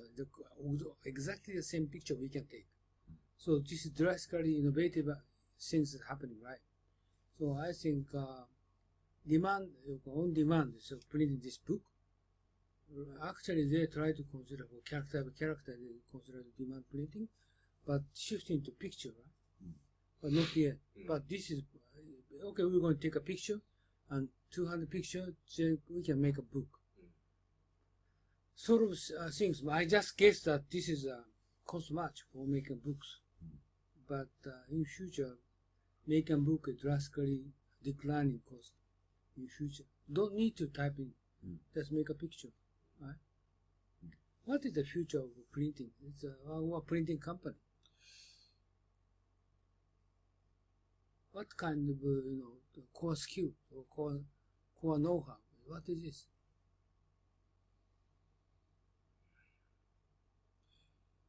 It's a difficult question, because I think more and more things will be a lot of the things that we print today are made to make our business run smooth, right?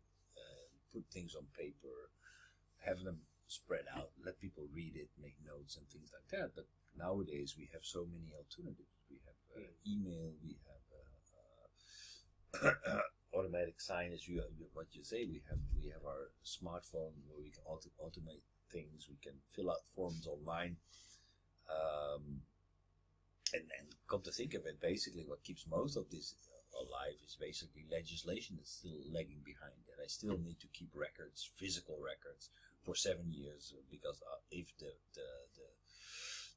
tax authorities come and visit me, I need to show them that physical proof.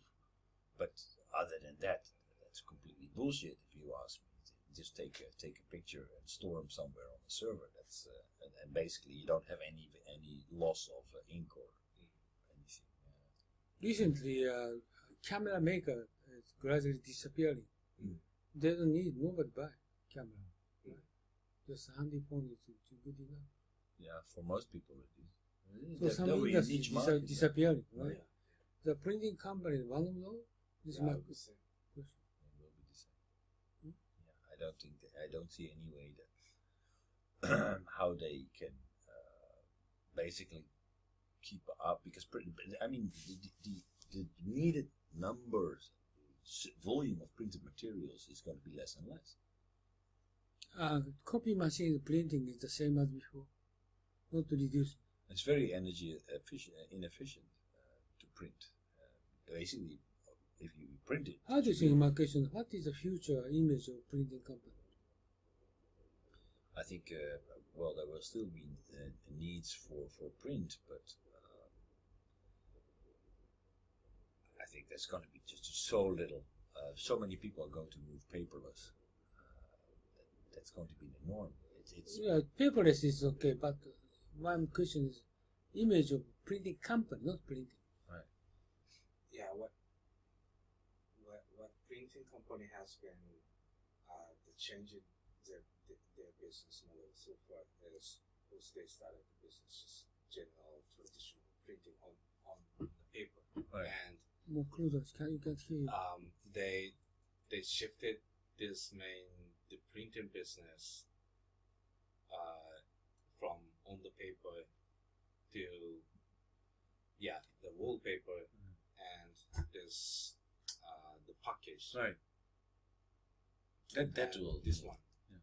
So this package printing and what is it called, the wallpaper printing and the electric circuit printing. So then we have Right. LCD display, and there must be the So you do the copper module. printing or? Yeah, the circuit, electric circuit going to IC chip. Right. So it has been made by printing technology. So this That's pretty cool. yeah, this is what happened.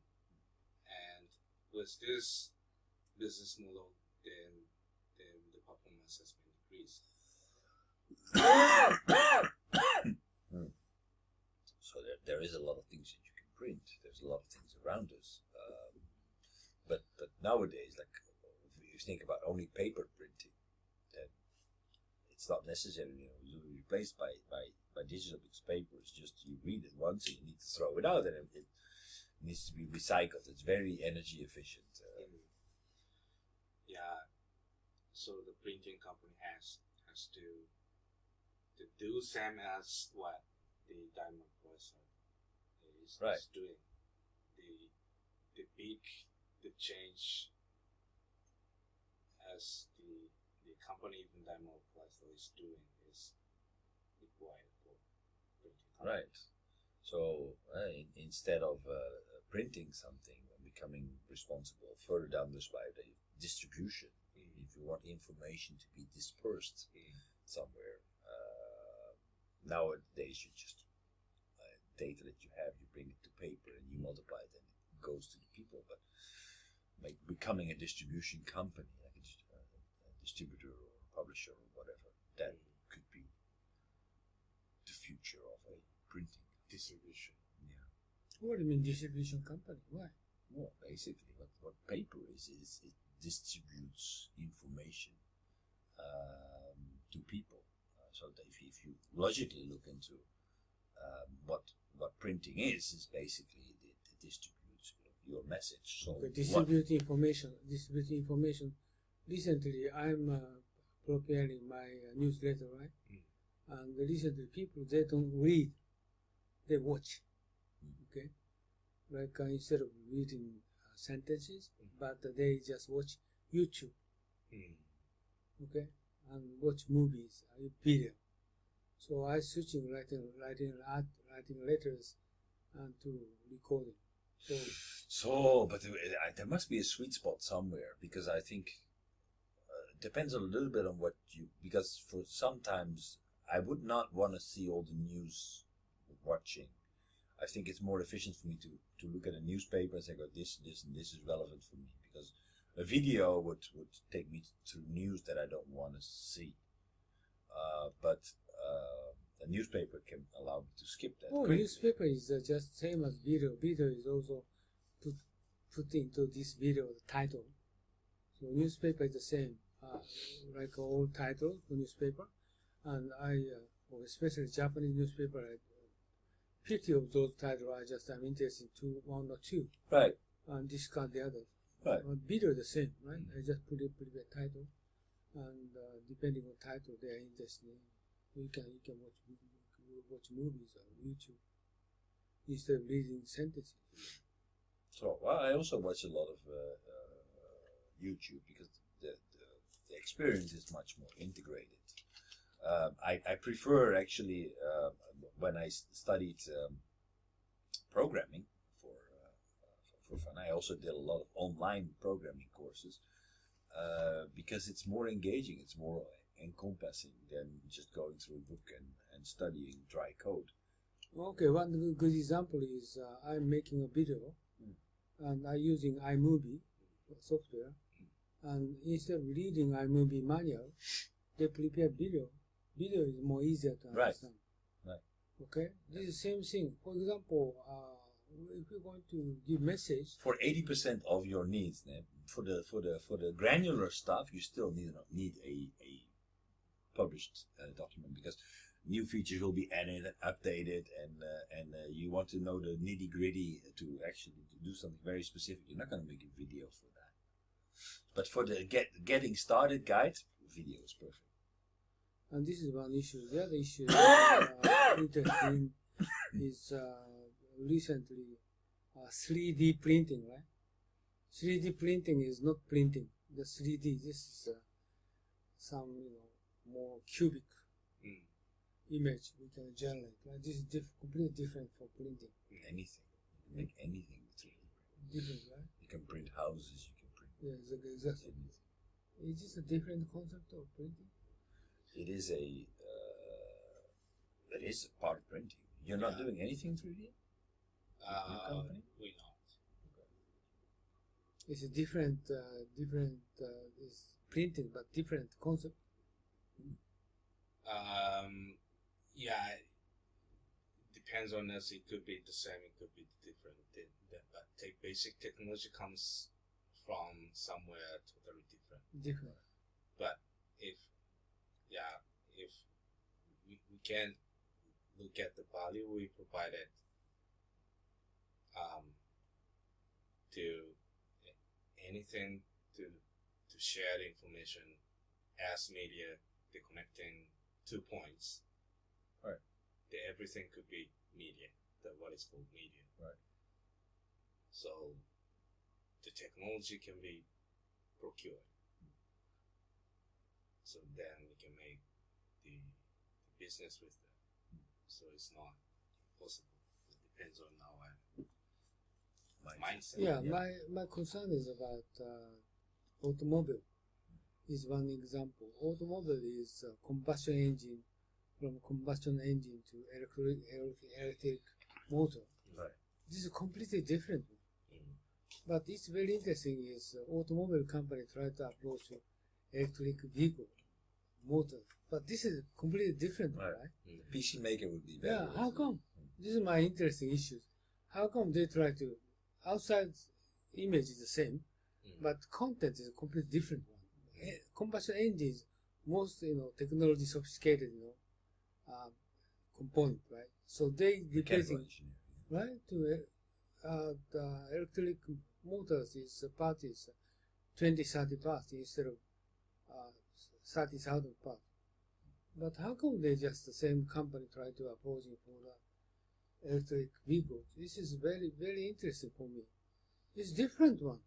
Tesla is exception, right? But Ford and GE and Toyota is they try to chasing for electric vehicle. But how come?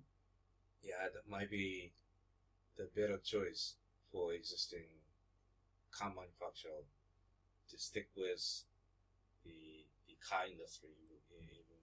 You mean the electric driving around the same? No, it's everything: distribution, marketing, or no choice. branding. Yeah. So the car will be electric product, but for the car manufacturer, there is no choice to change their business. They getting away from the That's current. Yeah. This is my interesting issue. How come they try to chase it for It seems Daimler is doing different. different? Daimler is trying to provide the service of the logistics. What mean logistics? Logistic service. So different business? Yeah. So basically, they take much more of the they can service much more of the needs of the of their customers instead of just giving them a product. They give them a complete And integration. the other, my thought for automobile industry is now customer will going to be changed from ordinary people to different Yeah, B2B. B2B. Yeah, B2B. Mm. So it means that they need to make a sales shop, they need to advertisement or a different way. Mm. Yeah, so that will change. Yeah, it's very likely So young people will not want to own vehicles anymore. big strategy is not only Asian company, every industry is going to change. Yeah. Everything is going to change, and there will be a lot of winners and losers in the process. So we really seriously need to think about how are we going to make sure that there are not more losers than there are winners. A lot more losers than there are winners. So this is also we need to consider for kind of industry revolution. Now this is third or fourth industry third industry revolution will going to be changed. Private sectors, the content of private sectors will drastically change next 2 decades. Do we thinking about those kind of change will happen? I think so. Not to that extent. I don't think anybody has already come up with a solution to the problems. Okay, if this is going to materialize, how are we going to look after our people? I don't know. Well, I mean, but that is also what I was just. But saying. I tell you, currently my handy phone, where I can take a picture, very good. We can use it anywhere, right? So no problem. It's to compare with 3 years ago, different from 3 years ago. This kind of is a big change. That is a big change, and that's a big problem for companies. So what kind? So those like kind Nikon, of Tokai. Yes. Nikon, Yeah. not anymore. That's going to be a big challenge. I mean, there's still a need for professional photography. Yeah. Other kinds of way of rendering images from what's happening around us. Maybe, I don't know, security cameras, observation cameras, part of the IoT. Being a supplier in that field. Maybe there's an option for Nikon there, but they seriously need to act fast because otherwise they will be obsolete. So that will happen for a lot of companies that they work in a different way. But yeah, for example, operating in the sharing economy, like what we are doing with Airbnb as a service company, as an intermediary, to make sure that everything runs smoothly and that the people who own the real estate or the cars and the people who want to use these transportation services, that they are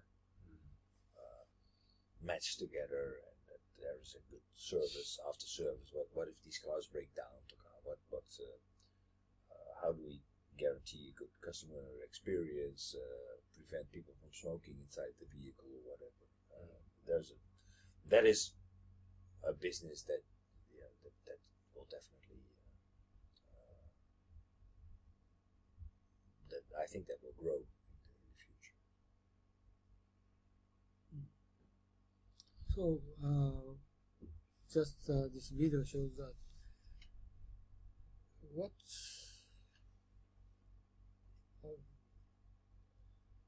I don't know what we're going to define the GDP or GDP per capita, whatever. But what is our final target to goal? People's happiness or Yes. prosperity. Yes. How are we going to measure it? I think that's a good question. I think if we are going to measure it in pure GDP, then we will need to be able to capture the value of certain things, like like for example the value of Google, the value of having the capacity to have all the information at your fingertips at zero costs. If we don't include that, then we will say, oh, we are better off, we are worse off than we were 20 years ago. I don't think that's really the case, but that's just a matter of imperfection. That's again economics, and the economic reality is not always the same. We can put a monetary value on it, but maybe monetary values are not always a good representation of whether we are going to be better off or worse off. As a whole, I think this is necessary. We need to move away from fossil fuels, otherwise we have a problem as human beings. I think that decentralization, the way that if we can utilize our means better, we can do more with less. That would be a good option. If we can basically decentralize our production or economic activities, that will mean that people will get more engaged with their local environment. They get their goods and services from their local environment. You still have a global reach. So as a whole, I think that in society, our welfare, that's the measurement that I would say. Our welfare will not go down unless we do it wrong. Unless we basically do not put in certain measures in place that will make sure that there are not there's not a whole army of losers in this whole transition process. Okay, I studied democracy, the rest of the world. Most difficult is how to measure the people's satisfaction. Right. Okay, what's the measurement of the people's satisfaction? Right. UN does it. The UN does it. Living, housing. What is this? Yeah. This is like Japan is compared with the United States. House is very small compared with them, and also the space is more small. It's like a park or everything, kind of sort of area is so very small, and food is Japan is more expensive compared to States. Food, and this sort of clothing is Japanese more expensive compared to United States. But salary, wages is Japanese is lower than America. But which one is happier is very difficult to make judgment. Very difficult, America is central heating, Japan is not, right? At maximum floor heating, not whole housing. So this is different. But which is happier? Which is more better satisfaction for people? It's a very difficult question. Like a Japanese medium income class housing is worse than black people living in the States, in Texas. So this is also before I studied this is Bhutan people. Many people escaped from Bhutan to Nepal. Nepal refugees from Bhutan. So Nepal refugees, American government accepts them to move into the States. And they now is 20 years living in Bhutan, Nepal. They moved to the America in suburb of New York. And the American government gives them a big house, free food, and gives them good ticket, the money, but many people suicide. It's just why the better life? But this is, I think, just not only the food, house, living, but anything else. The other things is need to be get them better, feeling better and happiness. It is said that the number one cause of death is not lack of money, it's not diseases, it's loneliness. Oh, okay. They said, Nepalians said, this is, they had better like the former place, even if no water, even if they have very poor infrastructure, but Nepal place was better than United States. And the major reason is why I think this is human network. Okay, take this out, move to the States. But American, life is problem is first of all the language and culture different. Very easy way to understand how to buy, how to do communicate with American people. It's very difficult to do that. So, like sort of things, I think very difficult to make judgment. What is the most suitable environment for living? So in future, Japan is, as you know, we are going to more AI and robotics, and many people more free time. Currently, just only Saturday, Sunday, but maybe more than 3 days. Those Japanese people are available for their own time. So what kind of things we need to consider for better living? Especially men is sticking to business full-time basis, right?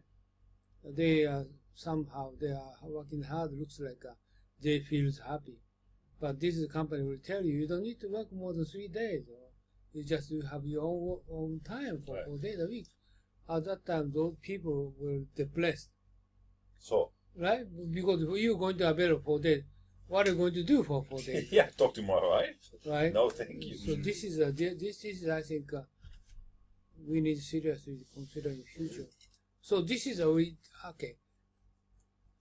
Happiness and need to consider GDP and what kind of relationship. And how we're going to democracy. We're going to measure democracy is we try to consider GDP per person, and we're going to check the people's poverty.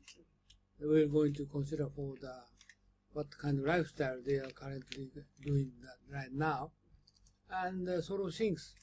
But I think this is going to change. Lifestyle is going to change in the world. So how we're going to measurement for what the best way for living, or best way of fruitful lifestyle, right? Or your money, or social status, or what is it? Or the human being is a better way of life.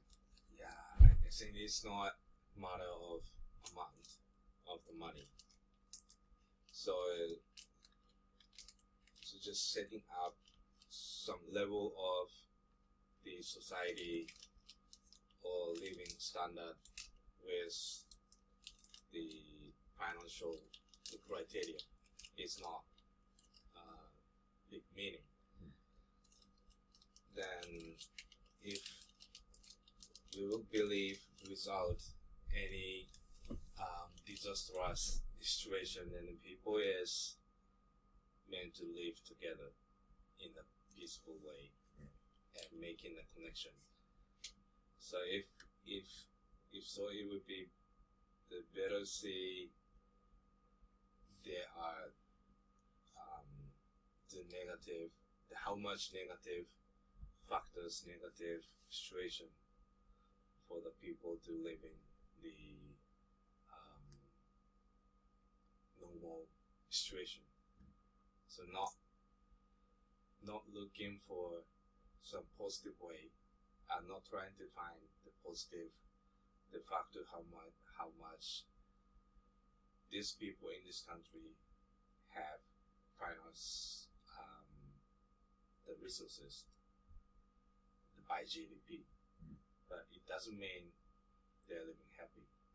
But if it's very much relative, I really noticed this when I was traveling in Africa, that if you go to the countryside, people are, on average, much happier than if you go to the cities. Okay, good question. I have a question for you. I studied the Congo and many other countries in Africa, Middle Africa, Central Africa, and Western East Africa.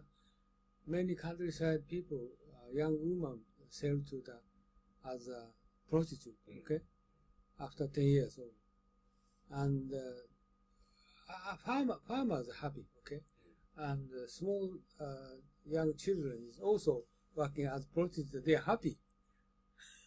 They are happy. Okay, and just only the 50 cents for selling their sex treatment just on 50 cents for 10 minutes, right?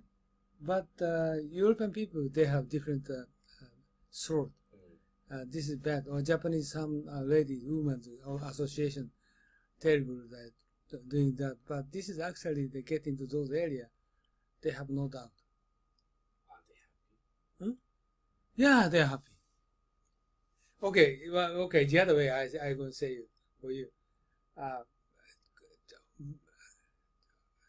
men, children of female going to prostitute, men for women, men for children is going to the soldier, and then they ask them to more better life, and they ask them to bring back, and it's kind of NGO going to make it like a peacekeeping organization going to prepare budget and try to make money and give them the training center.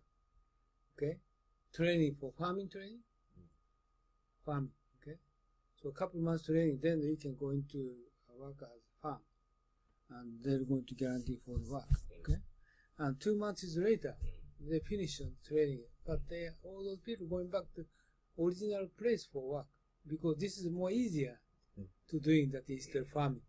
From the morning and night, oh my, no kidding, digging soil, they don't want to do that. So many Westerners say, okay, we're going to eliminate Japanese government say we're going to investment money to Africa, okay, and million dollars we try to invest and eliminate poverty. But what is poverty? So what is poverty? Yeah, we go digging soil and crops raising crops. No, I don't want to do that. Or manufacturing, like we did Zara, and kind of invite clothing manufacturing company to invite Africa, and we try to make a big factory and ask them to work for them. Parents willing to ask them to work there, but children, they don't want to work there. They are using sewing machine whole day. No kidding. So this is actually kind of happening. That's the reason why they're very difficult to change lifestyle. So how do you think? This is by the way, I just take a lesson. Let's put it on pause.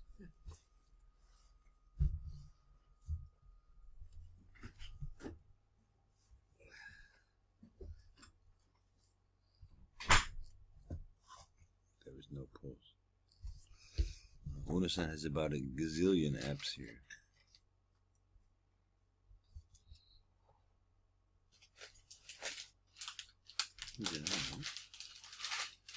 Pause.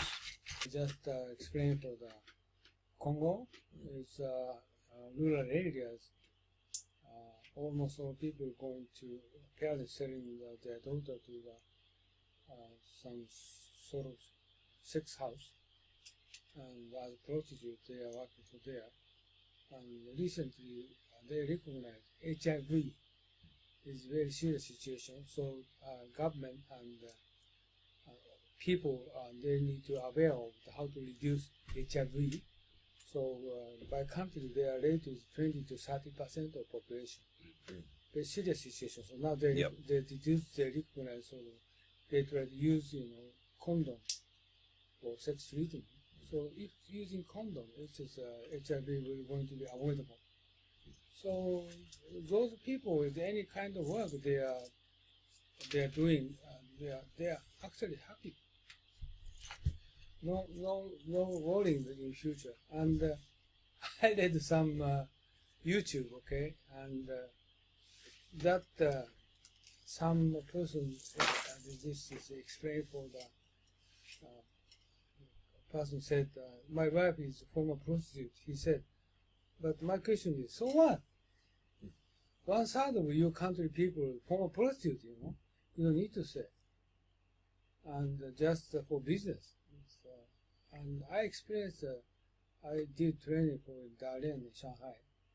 And Japanese customer is like sort of kind of woman, going to the karaoke shop, and I try to make contract with Japanese karaoke owner and sort of people to make a contract with those people. And prostitute working there people is they are very just don't not like Korean people. Korean people very pessimistic, right? Pessimistic. Doing kind of work, but the Chinese nothing like that. African people are saying, what's wrong? There's nothing. Just this is kind of sort of easy business. But the European Women's Association very, very harsh word for them. And try not to do that.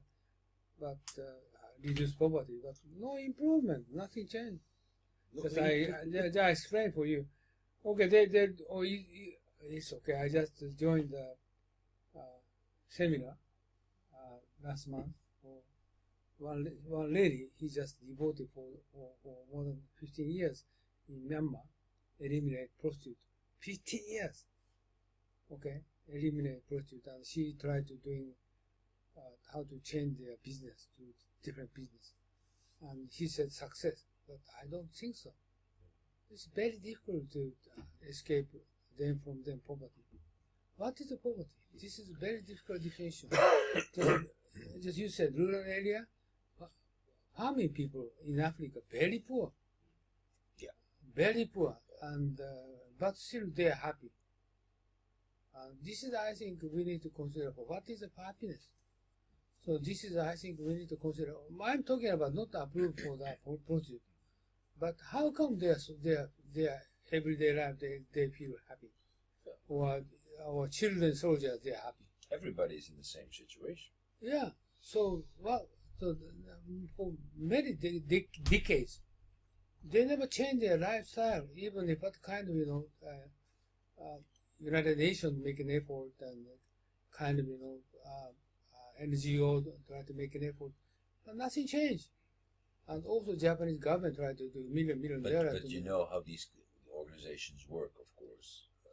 So- They're not the most efficient. I mean, I don't think that there is an NGO or whatever who can really make any change, making this transformation. This only works if you let this come from the bottom up. If you are going to tell them, oh, you need to do this, that, and the other, and they say, oh, well, that's fine. How much money are you going to bring? And then they're going to make sure that you spend that money and use that money. And after you're gone, they're going back to the way that things Yeah, work. this is my question. You said bottom up. Do we need to bottom up, or what is the happiness? What kind of definition we're going to need to consider? Like a $37,000 is better, or 60,000 GDP capita Singapore is better than Japan? Not at all. This is the question. Not at all. So basically, when I went to Africa, I came completely from the NGO standpoint, and completely. The reason why I went to Africa in the first place was I studied economics, and I was specialized in development economics. So I wanted to find a job, but there was not a lot of jobs available at the time because it was a bad economic time when I graduated from university, and there were not so many projects. So I thought, okay, well, if there's no projects, then I just go to Africa and see for myself and visit some projects. So I went to Africa, and I wanted to work there. I wanted to do projects there. I wanted to be, I wanted to make a difference. So I had very good hopes that there was a lot of things to be done. But when I started to actually visit those projects, more. I got kind of like, oh my God, what kind of project is this? So I visited for example, a glass factory in Tanzania. There was an idea. Yeah, there was an idea of the Belgian government. They said, oh well, for Eastern Africa, they all import their glass from India. They don't have Glass? glass. Gas. Glass. Glass. The window mother.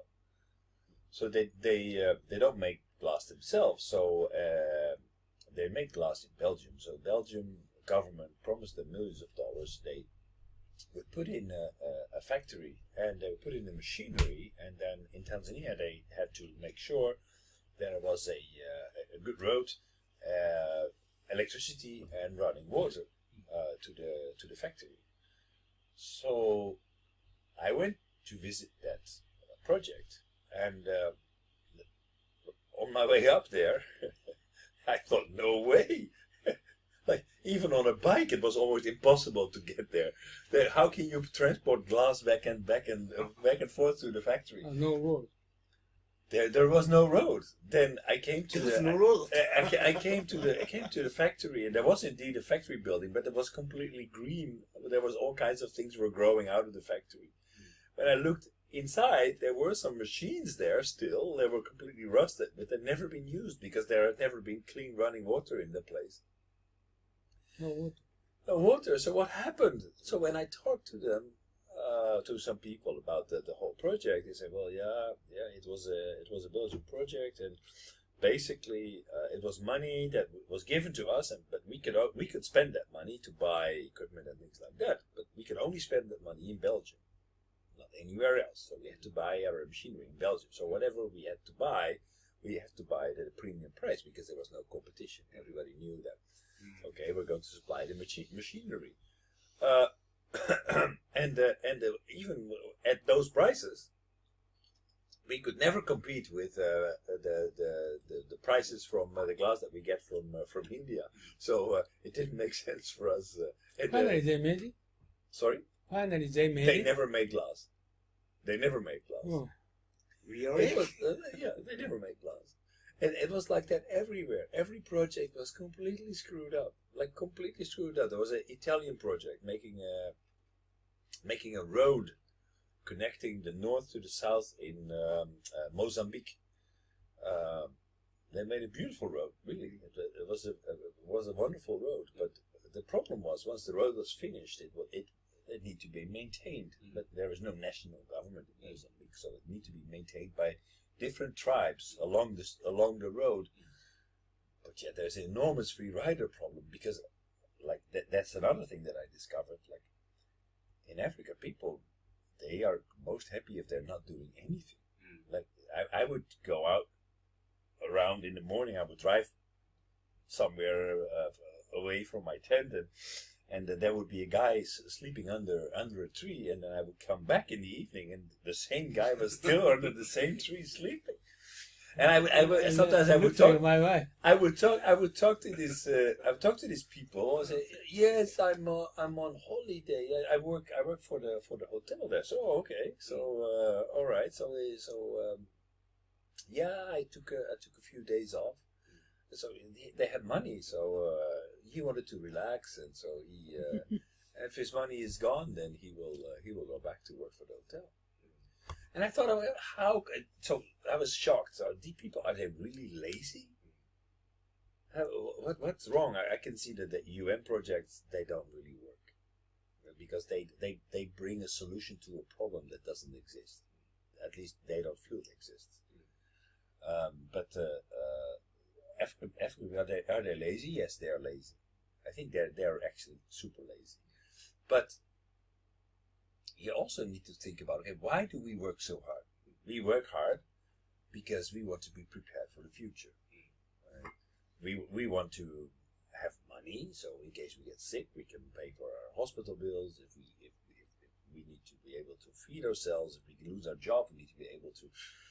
All these things that's why you invest. You invest in the future because you know that in Japan there will not be a civil war, there will not be a drought, there will not be a disease. There will be nothing of the kind. So you can be. there is stability in this country. But in Africa, everything changes always. And this year it's a good crop, next year the crop sucks, and all your money will be gone. Okay, my question is, what's wrong? Well, so that's the thing. So the people are, they throughout history, they have developed a very short-sighted view, and they are happy if they have just enough money in their hand. But once they are confronted with people who did invest and who did become successful and did make a lot of money, they become a little bit irritated. Why don't we have that? Well, because you don't work. Yeah, but if I work, I don't have any chance that I'm not. The chances that actually I work for nothing is pretty big.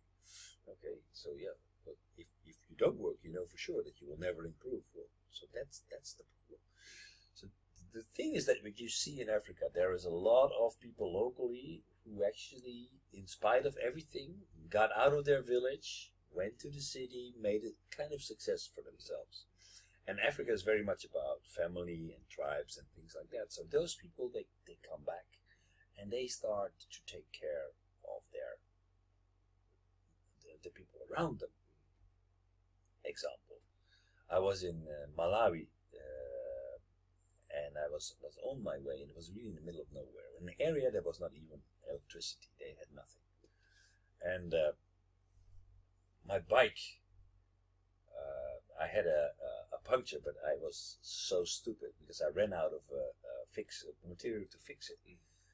Because the guy was charging me 10 times more than the price of that thing. So I said, "Oh, fuck you! I will buy it. I will buy it in the next country where I come." But I was punished for my cheap behavior because I got a puncture. I couldn't fix it. Then out of nowhere, a bus comes, and it's really in the middle of nowhere. This is like a movie. A bus comes and stops right in front of my bike. Door opens. One guy comes out in a blue tuxedo. Blue tuxedo? In a blue tuxedo. Bus, door closes, bus goes off. And the guy walks up to me and said, "Oh, that's a nice bike." I said, "Oh, thank you." So he had a blue tuxedo and a bow tie and everything. He says, "You know what? I will introduce you to my father." So we walked off the road into the bush and arrived at his father's house. His father used to be a teacher at the university, and he came back to his village because they had problems with HIV/AIDS and no electricity, and there were all kinds of basic facilities were missing. So the biggest problem that they had, there were so many orphans. Nobody looked after them, and they need to survive by prostitution, whatever. So he started a little school, a very little school, and I saw the school, and actually the school was only 4 walls. It didn't have a roof yet because there was no money for a roof. So he was just, well, okay, that's the reality in Africa. So if you run out of money, you stop. You just work, save up, and then you build more. So that was his school. But he had a lot of kids going around there. And they were farming, and they were making actually roof tiles and selling them. Why roof tiles, I asked him. But roof tiles are very important because it rains a lot there. And the only crop that they have over there is corn.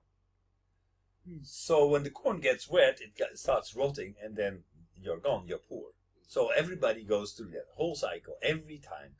You are affluent, there's a lot to eat until the rainy season starts. Then everything starts to rot, and then you're gone, and then you're hungry until the next crop is. You mean the corn is rotten? So the simple solution: just put roof tiles on the place where you're storing your corn, and there you go.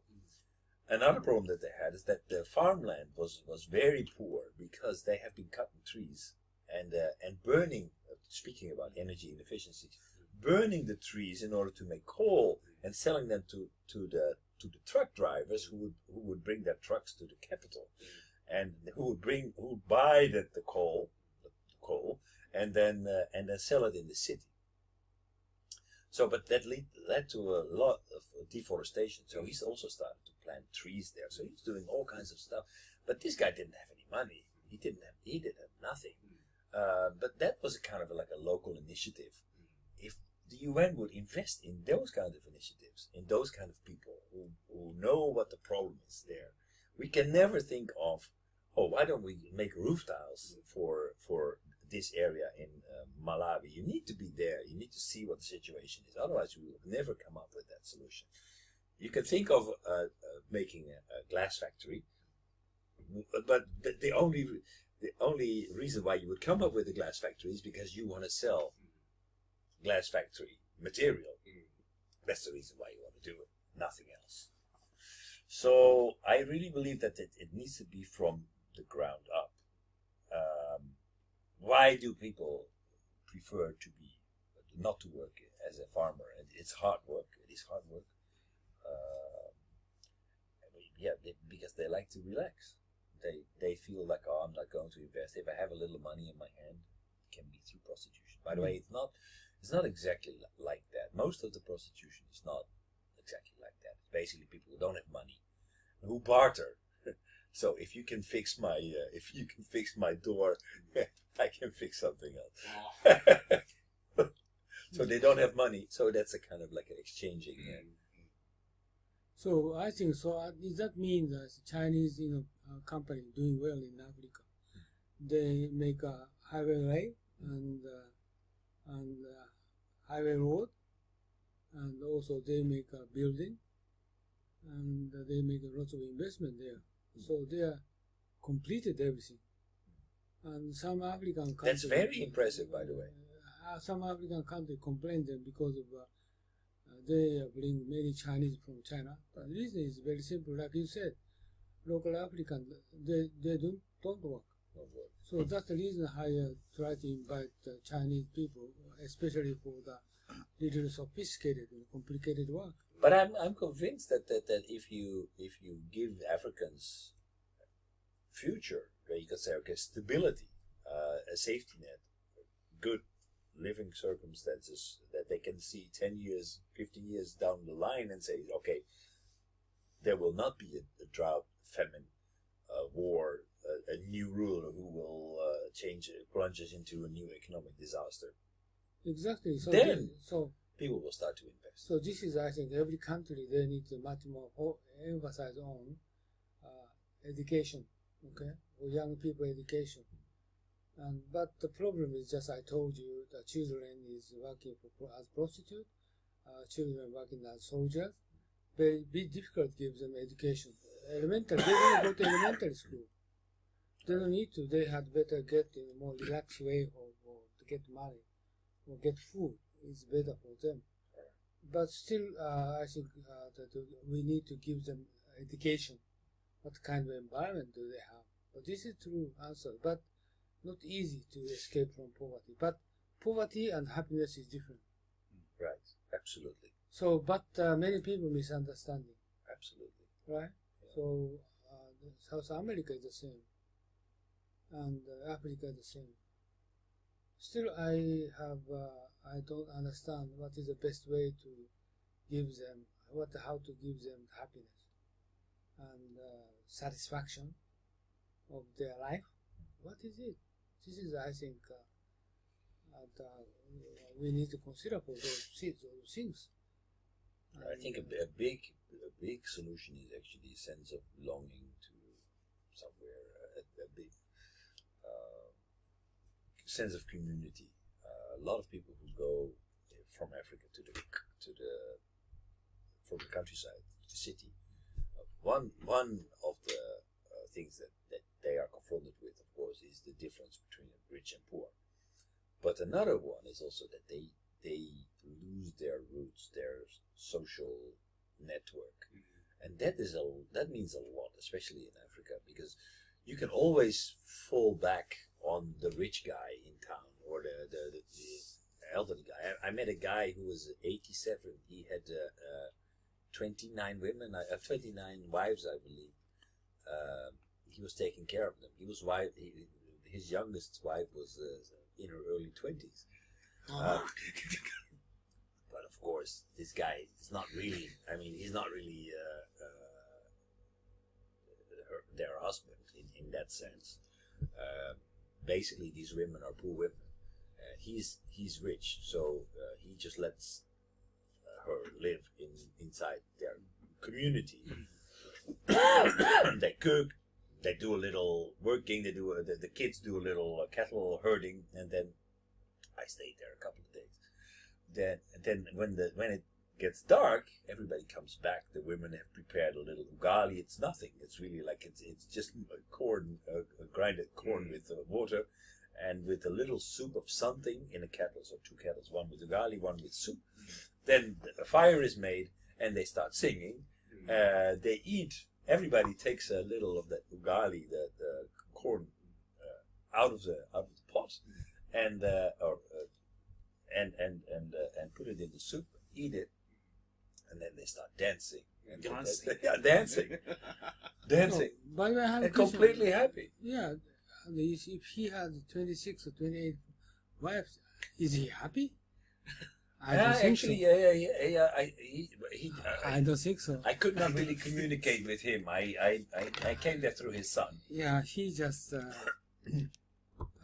When I was but I young- think he was happy. Yeah, when I was young, the same as me, I went to Africa, and Muslim country they can have 5 wives, Right. and one of my friend is son of this father. Father has 5 wives, and he told me he's moving day by day, moving around wives equally. This is Muslim world, is rule, very strict rule. Right.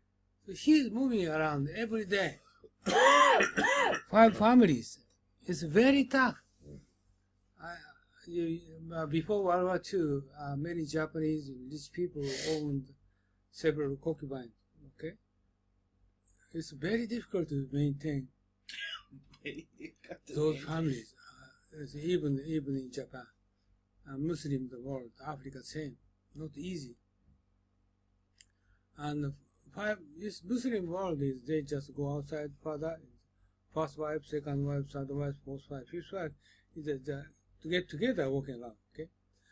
And equally they need to going to take care of. This is rule of law. So this is I believe those people are not happy. They have rich. That's the reason why they're going to show I have money.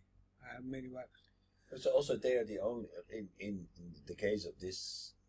There is no social security, nothing. So these women either die or somebody takes care of them.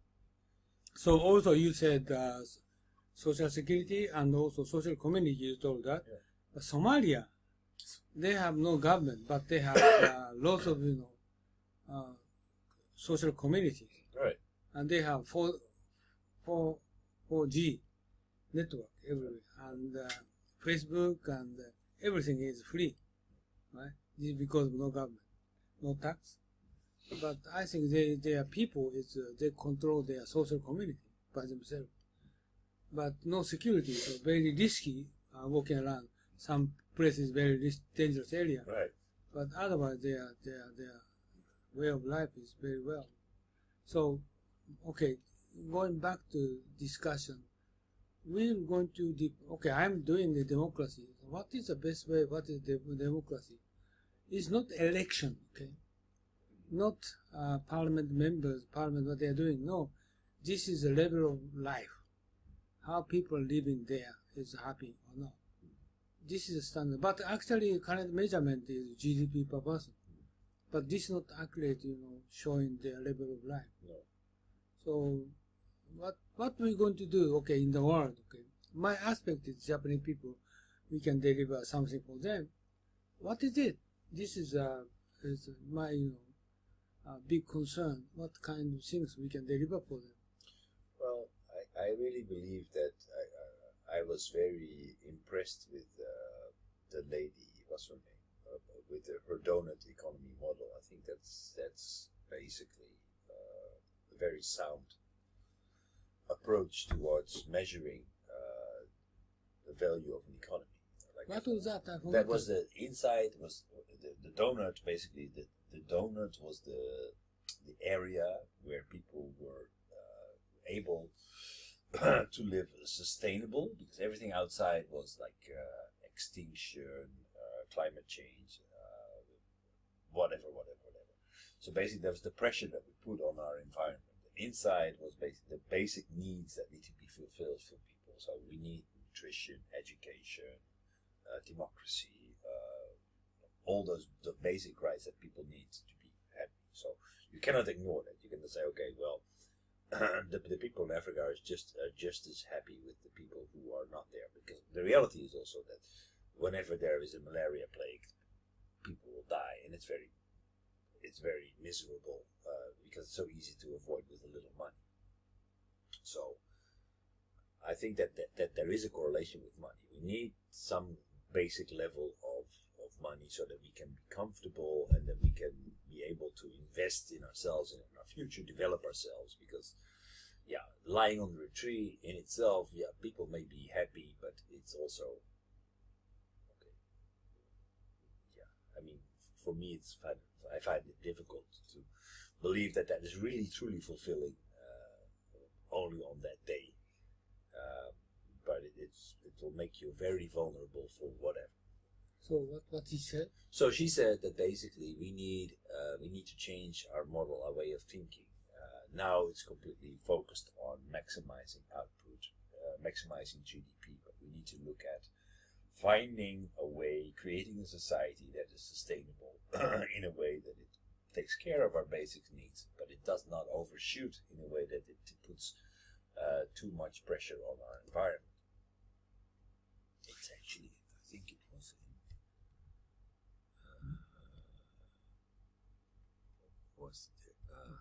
I remember this is the environment outside. I think I left it in here somewhere because I thought we were going to discuss it. Yeah. Donuts. Yeah, donuts you me. Nope. I can't read it. Then let's make it bigger.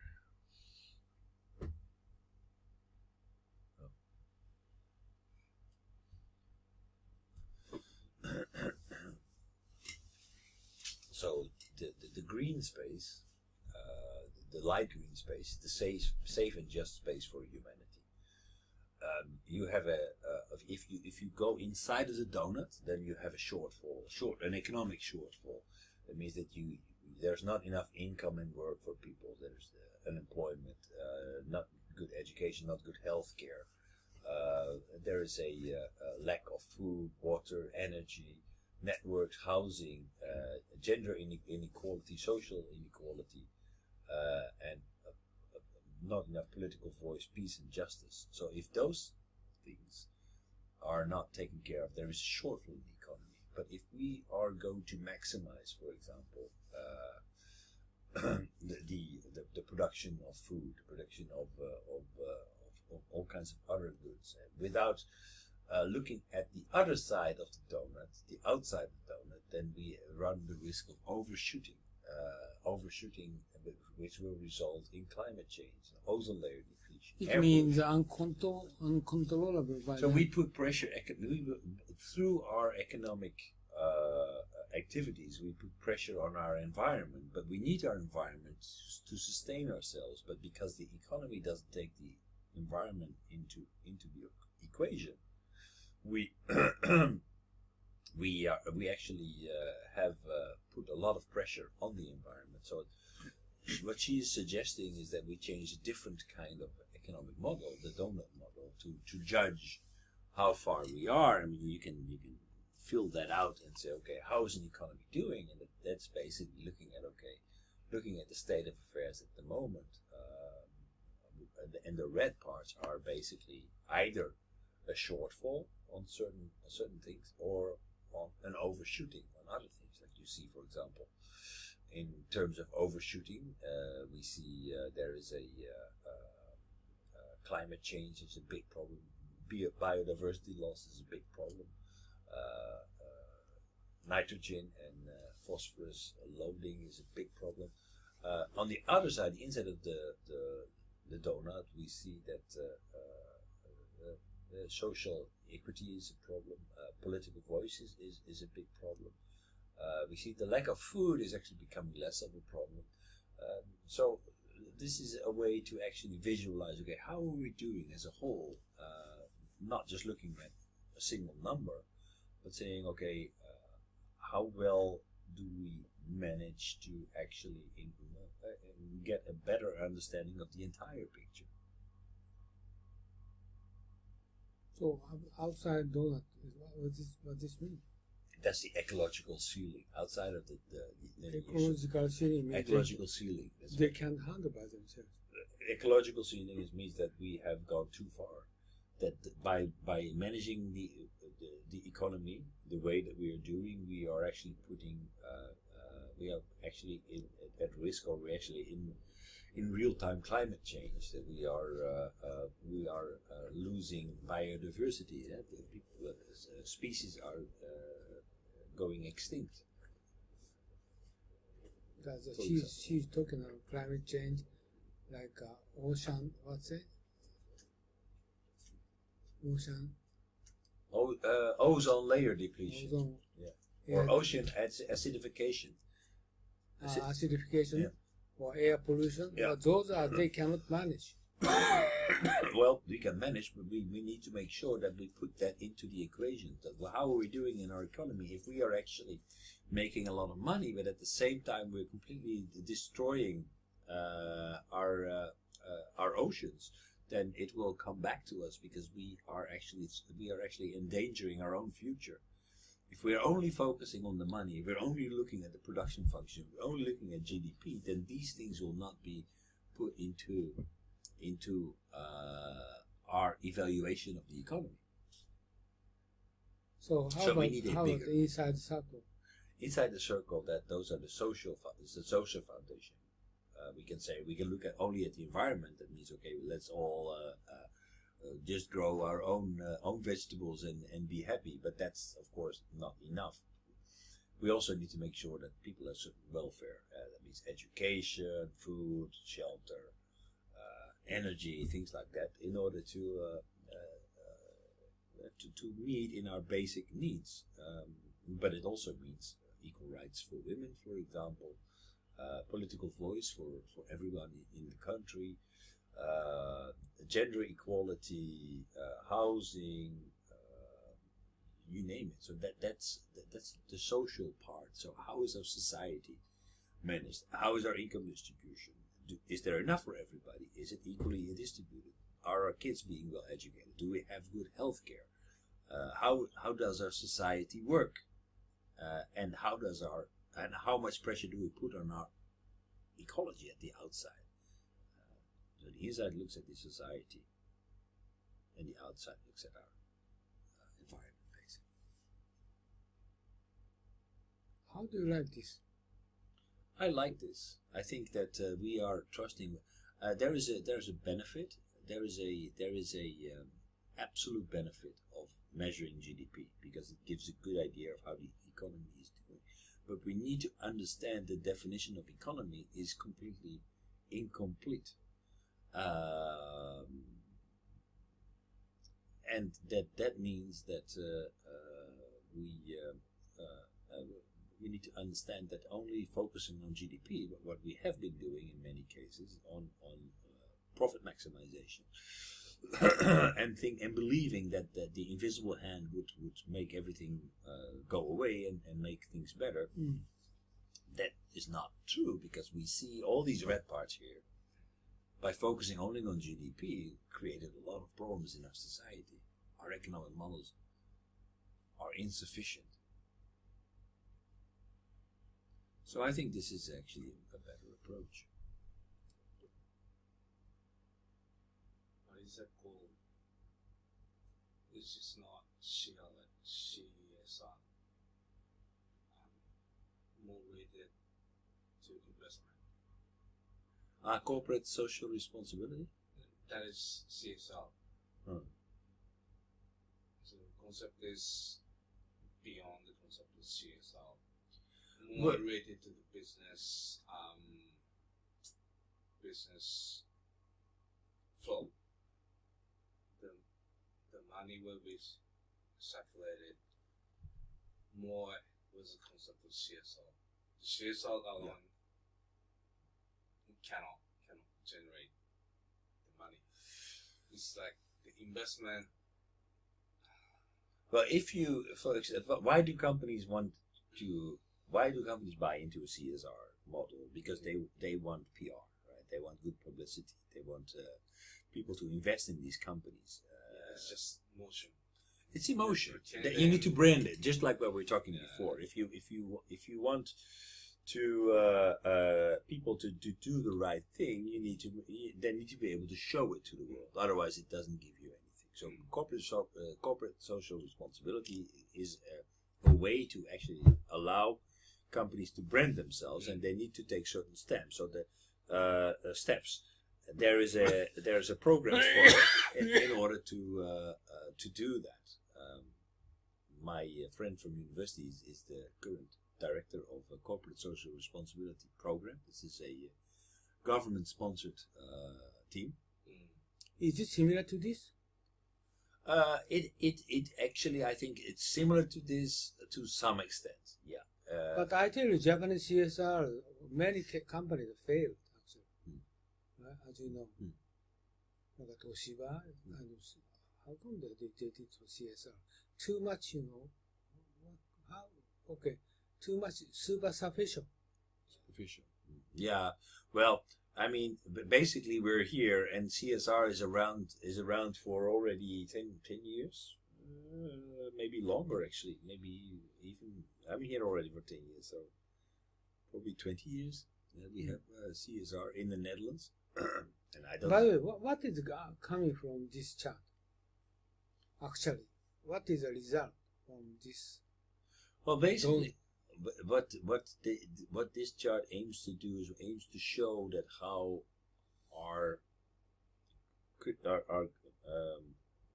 what the state of the economy is, and what the state of our society is. What does she want to leave from this donut? She wants to make sure that we are going to change the way that we are running our economy. That we are not have a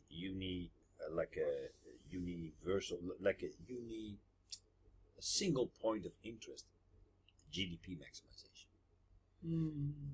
That's her point. So she says, okay. So she said, need to consider more points. Yes, we need to be much more. We cannot. Like I tell you, I tell you one example. Chinese government, they changed their performance evaluation of their bureaucrat from GDP to including environment. Adding environment. Right. Bhutan has the happiness, like the happiness measurement, I think, as the not GDP, but the happiness indicator. One example. So, I believe that humans are very good at abstracting the situation, at creating models to better understand how they work. We use them in physics, in Newton, the laws of thermodynamics and things that were mentioned by Rifik. But actually, they are models. They are simplifications. But we really start to believe in our own models, and that becomes problematic. Whenever you're talking about Bhutan, is very dangerous because that country is very small. Yeah. The same as Setagaya Ward. Right. So you're talking about Setagaya Ward. It's the only country in the world that has the national happiness indicator. So that's okay. No, I'm talking about Setagaya Ward, and now we have happiness world now. The same. Yeah. And because why I recognize their prime minister, they had a good speech.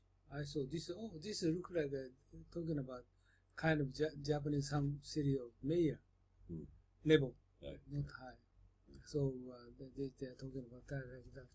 So this is what my question is. What this one you show that.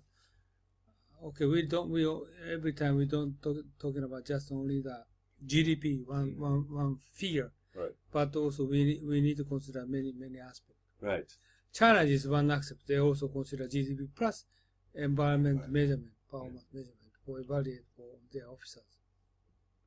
This is more simple, not like this is very sophisticated. Yeah, this is many parameters, very difficult to judge. You know what is the best way to judge.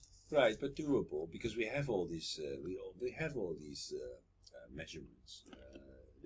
They don't just drop out of the air. There's a lot of ways that we can measure things. So I think your recommendation is one instead of GDP one figures, where you're going to prepare all those 20 of the performance measurement. Right, and see where do we need to focus? Where do we Too need much.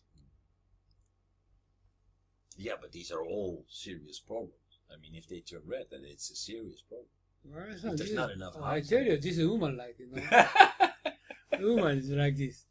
She's going to speak lots of compliment. Oh, so many. Oh my God, She, woman association, she needs to keep this one.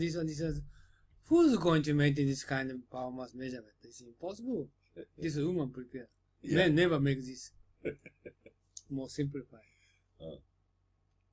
So Okay, next, what we have more 5 minutes. So you can summarize today. okay, yeah, unfortunately. Do you all know the law of thermodynamics? What? The law of thermodynamics, the second law of thermodynamics. What does this mean?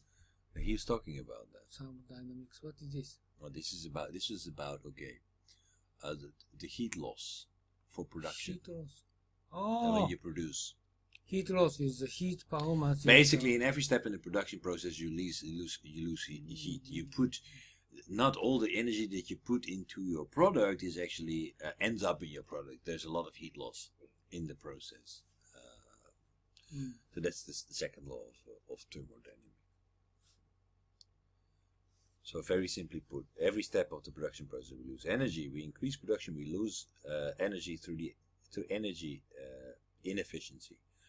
So economic growth, more production is associated with energy loss. In times the economic growth demand arises very quickly.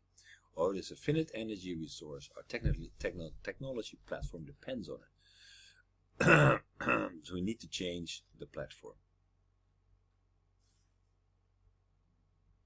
What do you mean we change the product? We need to go through the third revolution and change from fossil fuels to renewable energy. So what is energy intensity? Energy intensity is a measure of the energy efficiency of a nation's economy. It's calculated as the units of energy per unit of GDP. High energy intensity indicates a high price of cost of converting energy into GDP. Low energy intensity indicates a lower price or cost of converting energy into GDP. So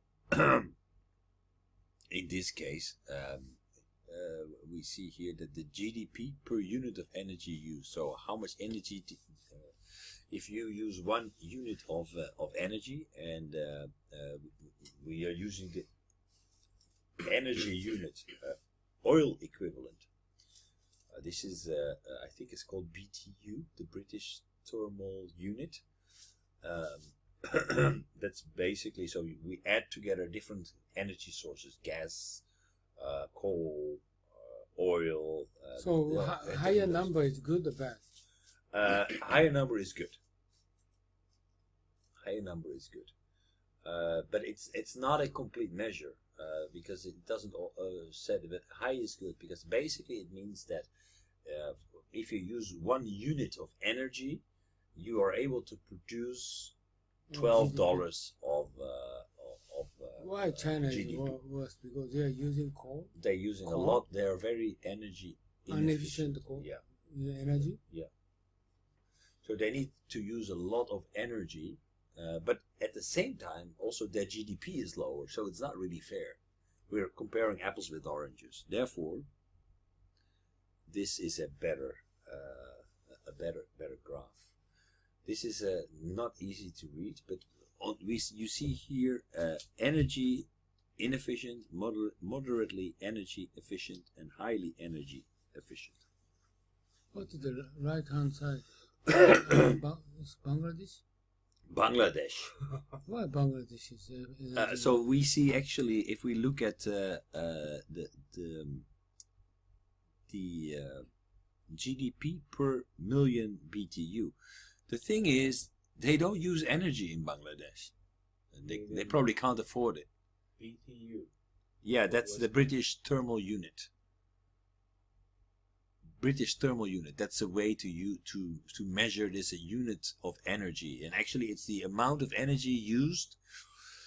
I don't know. 1 kilo of water, 1 liter of water. That's the same, but I think that's actually one liter of to raise 1 liter of water with 1 degree.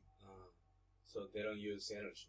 They don't use energy because they are also very unproductive. But they actually the GDP that they produce, they are actually using very little energy. So it's a manual labor that is producing the GDP. How about the left side, Russia and Ukraine? Russia and Ukraine, they are completely at the other side. So they are they use a lot of energy, and they are also unproductive.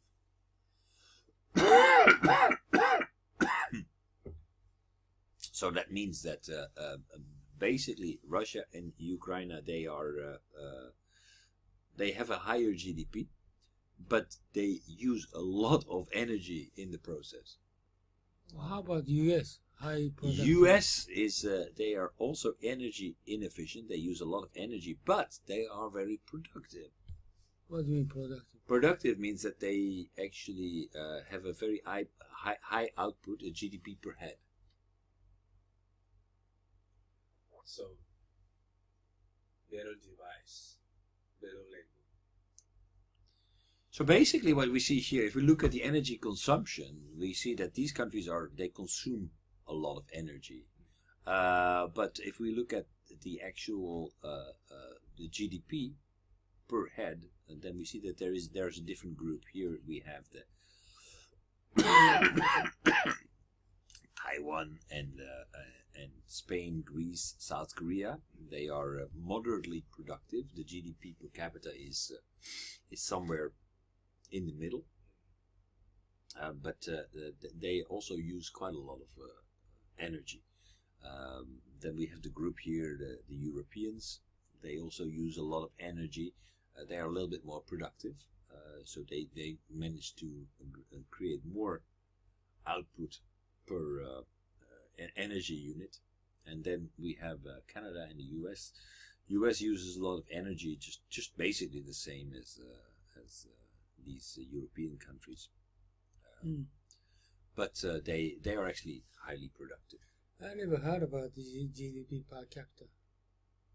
Per capita? Per person? Yeah, per capita, per person. Per person? Per Oh, person. okay. Yeah. Per person. A capita is the same as a Okay, person. per person. Yeah. Yeah, so we also see that these countries use more oil per head. They're not necessarily more productive. But the expression of the bottom line is not so good. Highly energy efficient is Bangladesh. Okay. Well, it's energy efficient, but they use very little energy. Yeah, but the expression word is not accurate. Not highly efficient. So basically, without using any energy, they can still produce output. But so basically, in order to put it Are they energy inefficient? Left side energy inefficient? left side is energy inefficient. Yeah, they use a lot of energy in their process, in their production process. Bangladesh doesn't. They only use manpower, physical power. What this chart means? This charge means that we can look at what we saw here, but it doesn't mean much if we don't put it in the perspective of how productive people are. And so the rate of return on this energy consumption here, we can make a statement here. Bangladesh is a very advanced country because they're very highly energy efficient. No, it means that basically Bangladesh doesn't have the money to buy the fuels, and they're doing most things manual. Yeah, Bangladesh and Philippines is exceptional. we better see the similar level of Yeah. the GDP, and Hong Kong is more efficient. So Right. this means Absolutely. like Hong Kong's Yeah. economy is more Yes. dependent. It's more on, efficient. Yeah. like finance. Exactly. service. And US is doing more heavy industry, like Yeah. the car manufacturing, like the heavy farming. Exactly. Exactly. Yeah. So in this group, Italy is the most energy efficient, actually. Italy is what? Well, I mean, Tourism.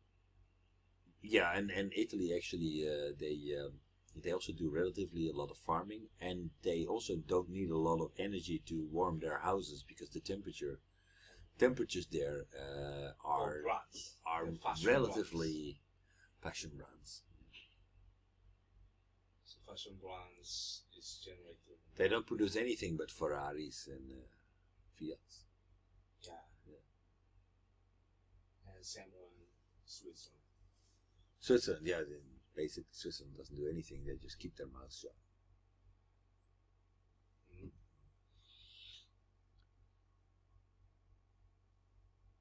So it's making sure that you compare the right countries with each other and see, okay, how am I doing vis-a-vis my competitors? Explain again why Hong Kong is better than US. Hong Kong actually is very productive, but it uses actually, they are also moderately energy efficient. How efficient they are? So, for example, if there would be an oil shock, if there would be a price shock and the oil would go up dramatically, that would really hit countries like Russia, Ukraine, Saudi Arabia. Well, they sit on their own oil, but Russia too. But it would really hit those countries very hard because they are very unproductive. They need a lot of oil and they don't even produce a lot of GDP. In this case, also it would hit the US hard, but still, I mean, they are very productive, so they can still remain competitive. These countries are there. Okay, just let me try to confirm again. Energy inefficient. How inefficient? Basically, they are not capable of generating a lot of output for the energy that they use. Like central heating? For example, Or a lot of heat loss. industrial, characteristics. Yeah, it could be like if So you have Hong Kong, there's less amount of heavy industry right. companies. Yeah, but actually, don't be mistaken by that. Yeah, for example, steel production is kind of energy intensive, but because it's so energy intensive, these industries have become rather energy efficient. They have become rather energy efficient. Okay.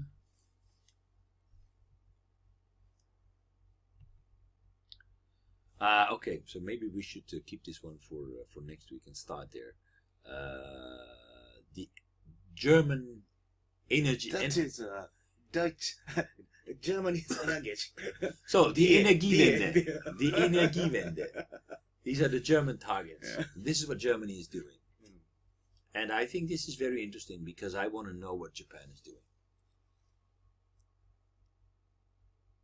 In this case, what are we doing and why are we? Because it's very interesting what Germany is doing. The targets that they set, the way that they are focused on getting into this third industrial revolution, in having a competitive advantage, and the way that they do it because they have become the leaders, the global leaders in this movement, and they are inviting others, and they are actually selling their technology. They're bringing in new technology partners into their country, so they're already taking the leadership.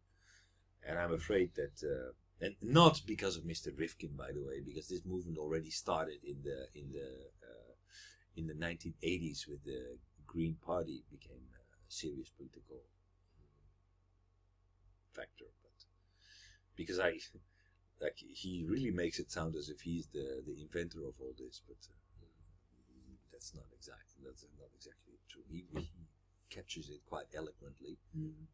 But it's not all his Okay. idea. we're going to finish. Okay, all right. So next week, die Energiewende Okay, thank you very in much for Deutschland. today. Okay, Thank you. ありがとう。 I'm tired. お疲れ様でした。Hey, your escape button is. No. Ah, Thinking. it's Okay. Thinking. it's a spinning beach ball of death. And just, Yeah. yeah. Somewhere. Oh, you didn't. You- No, not that one. Ah, okay, this one.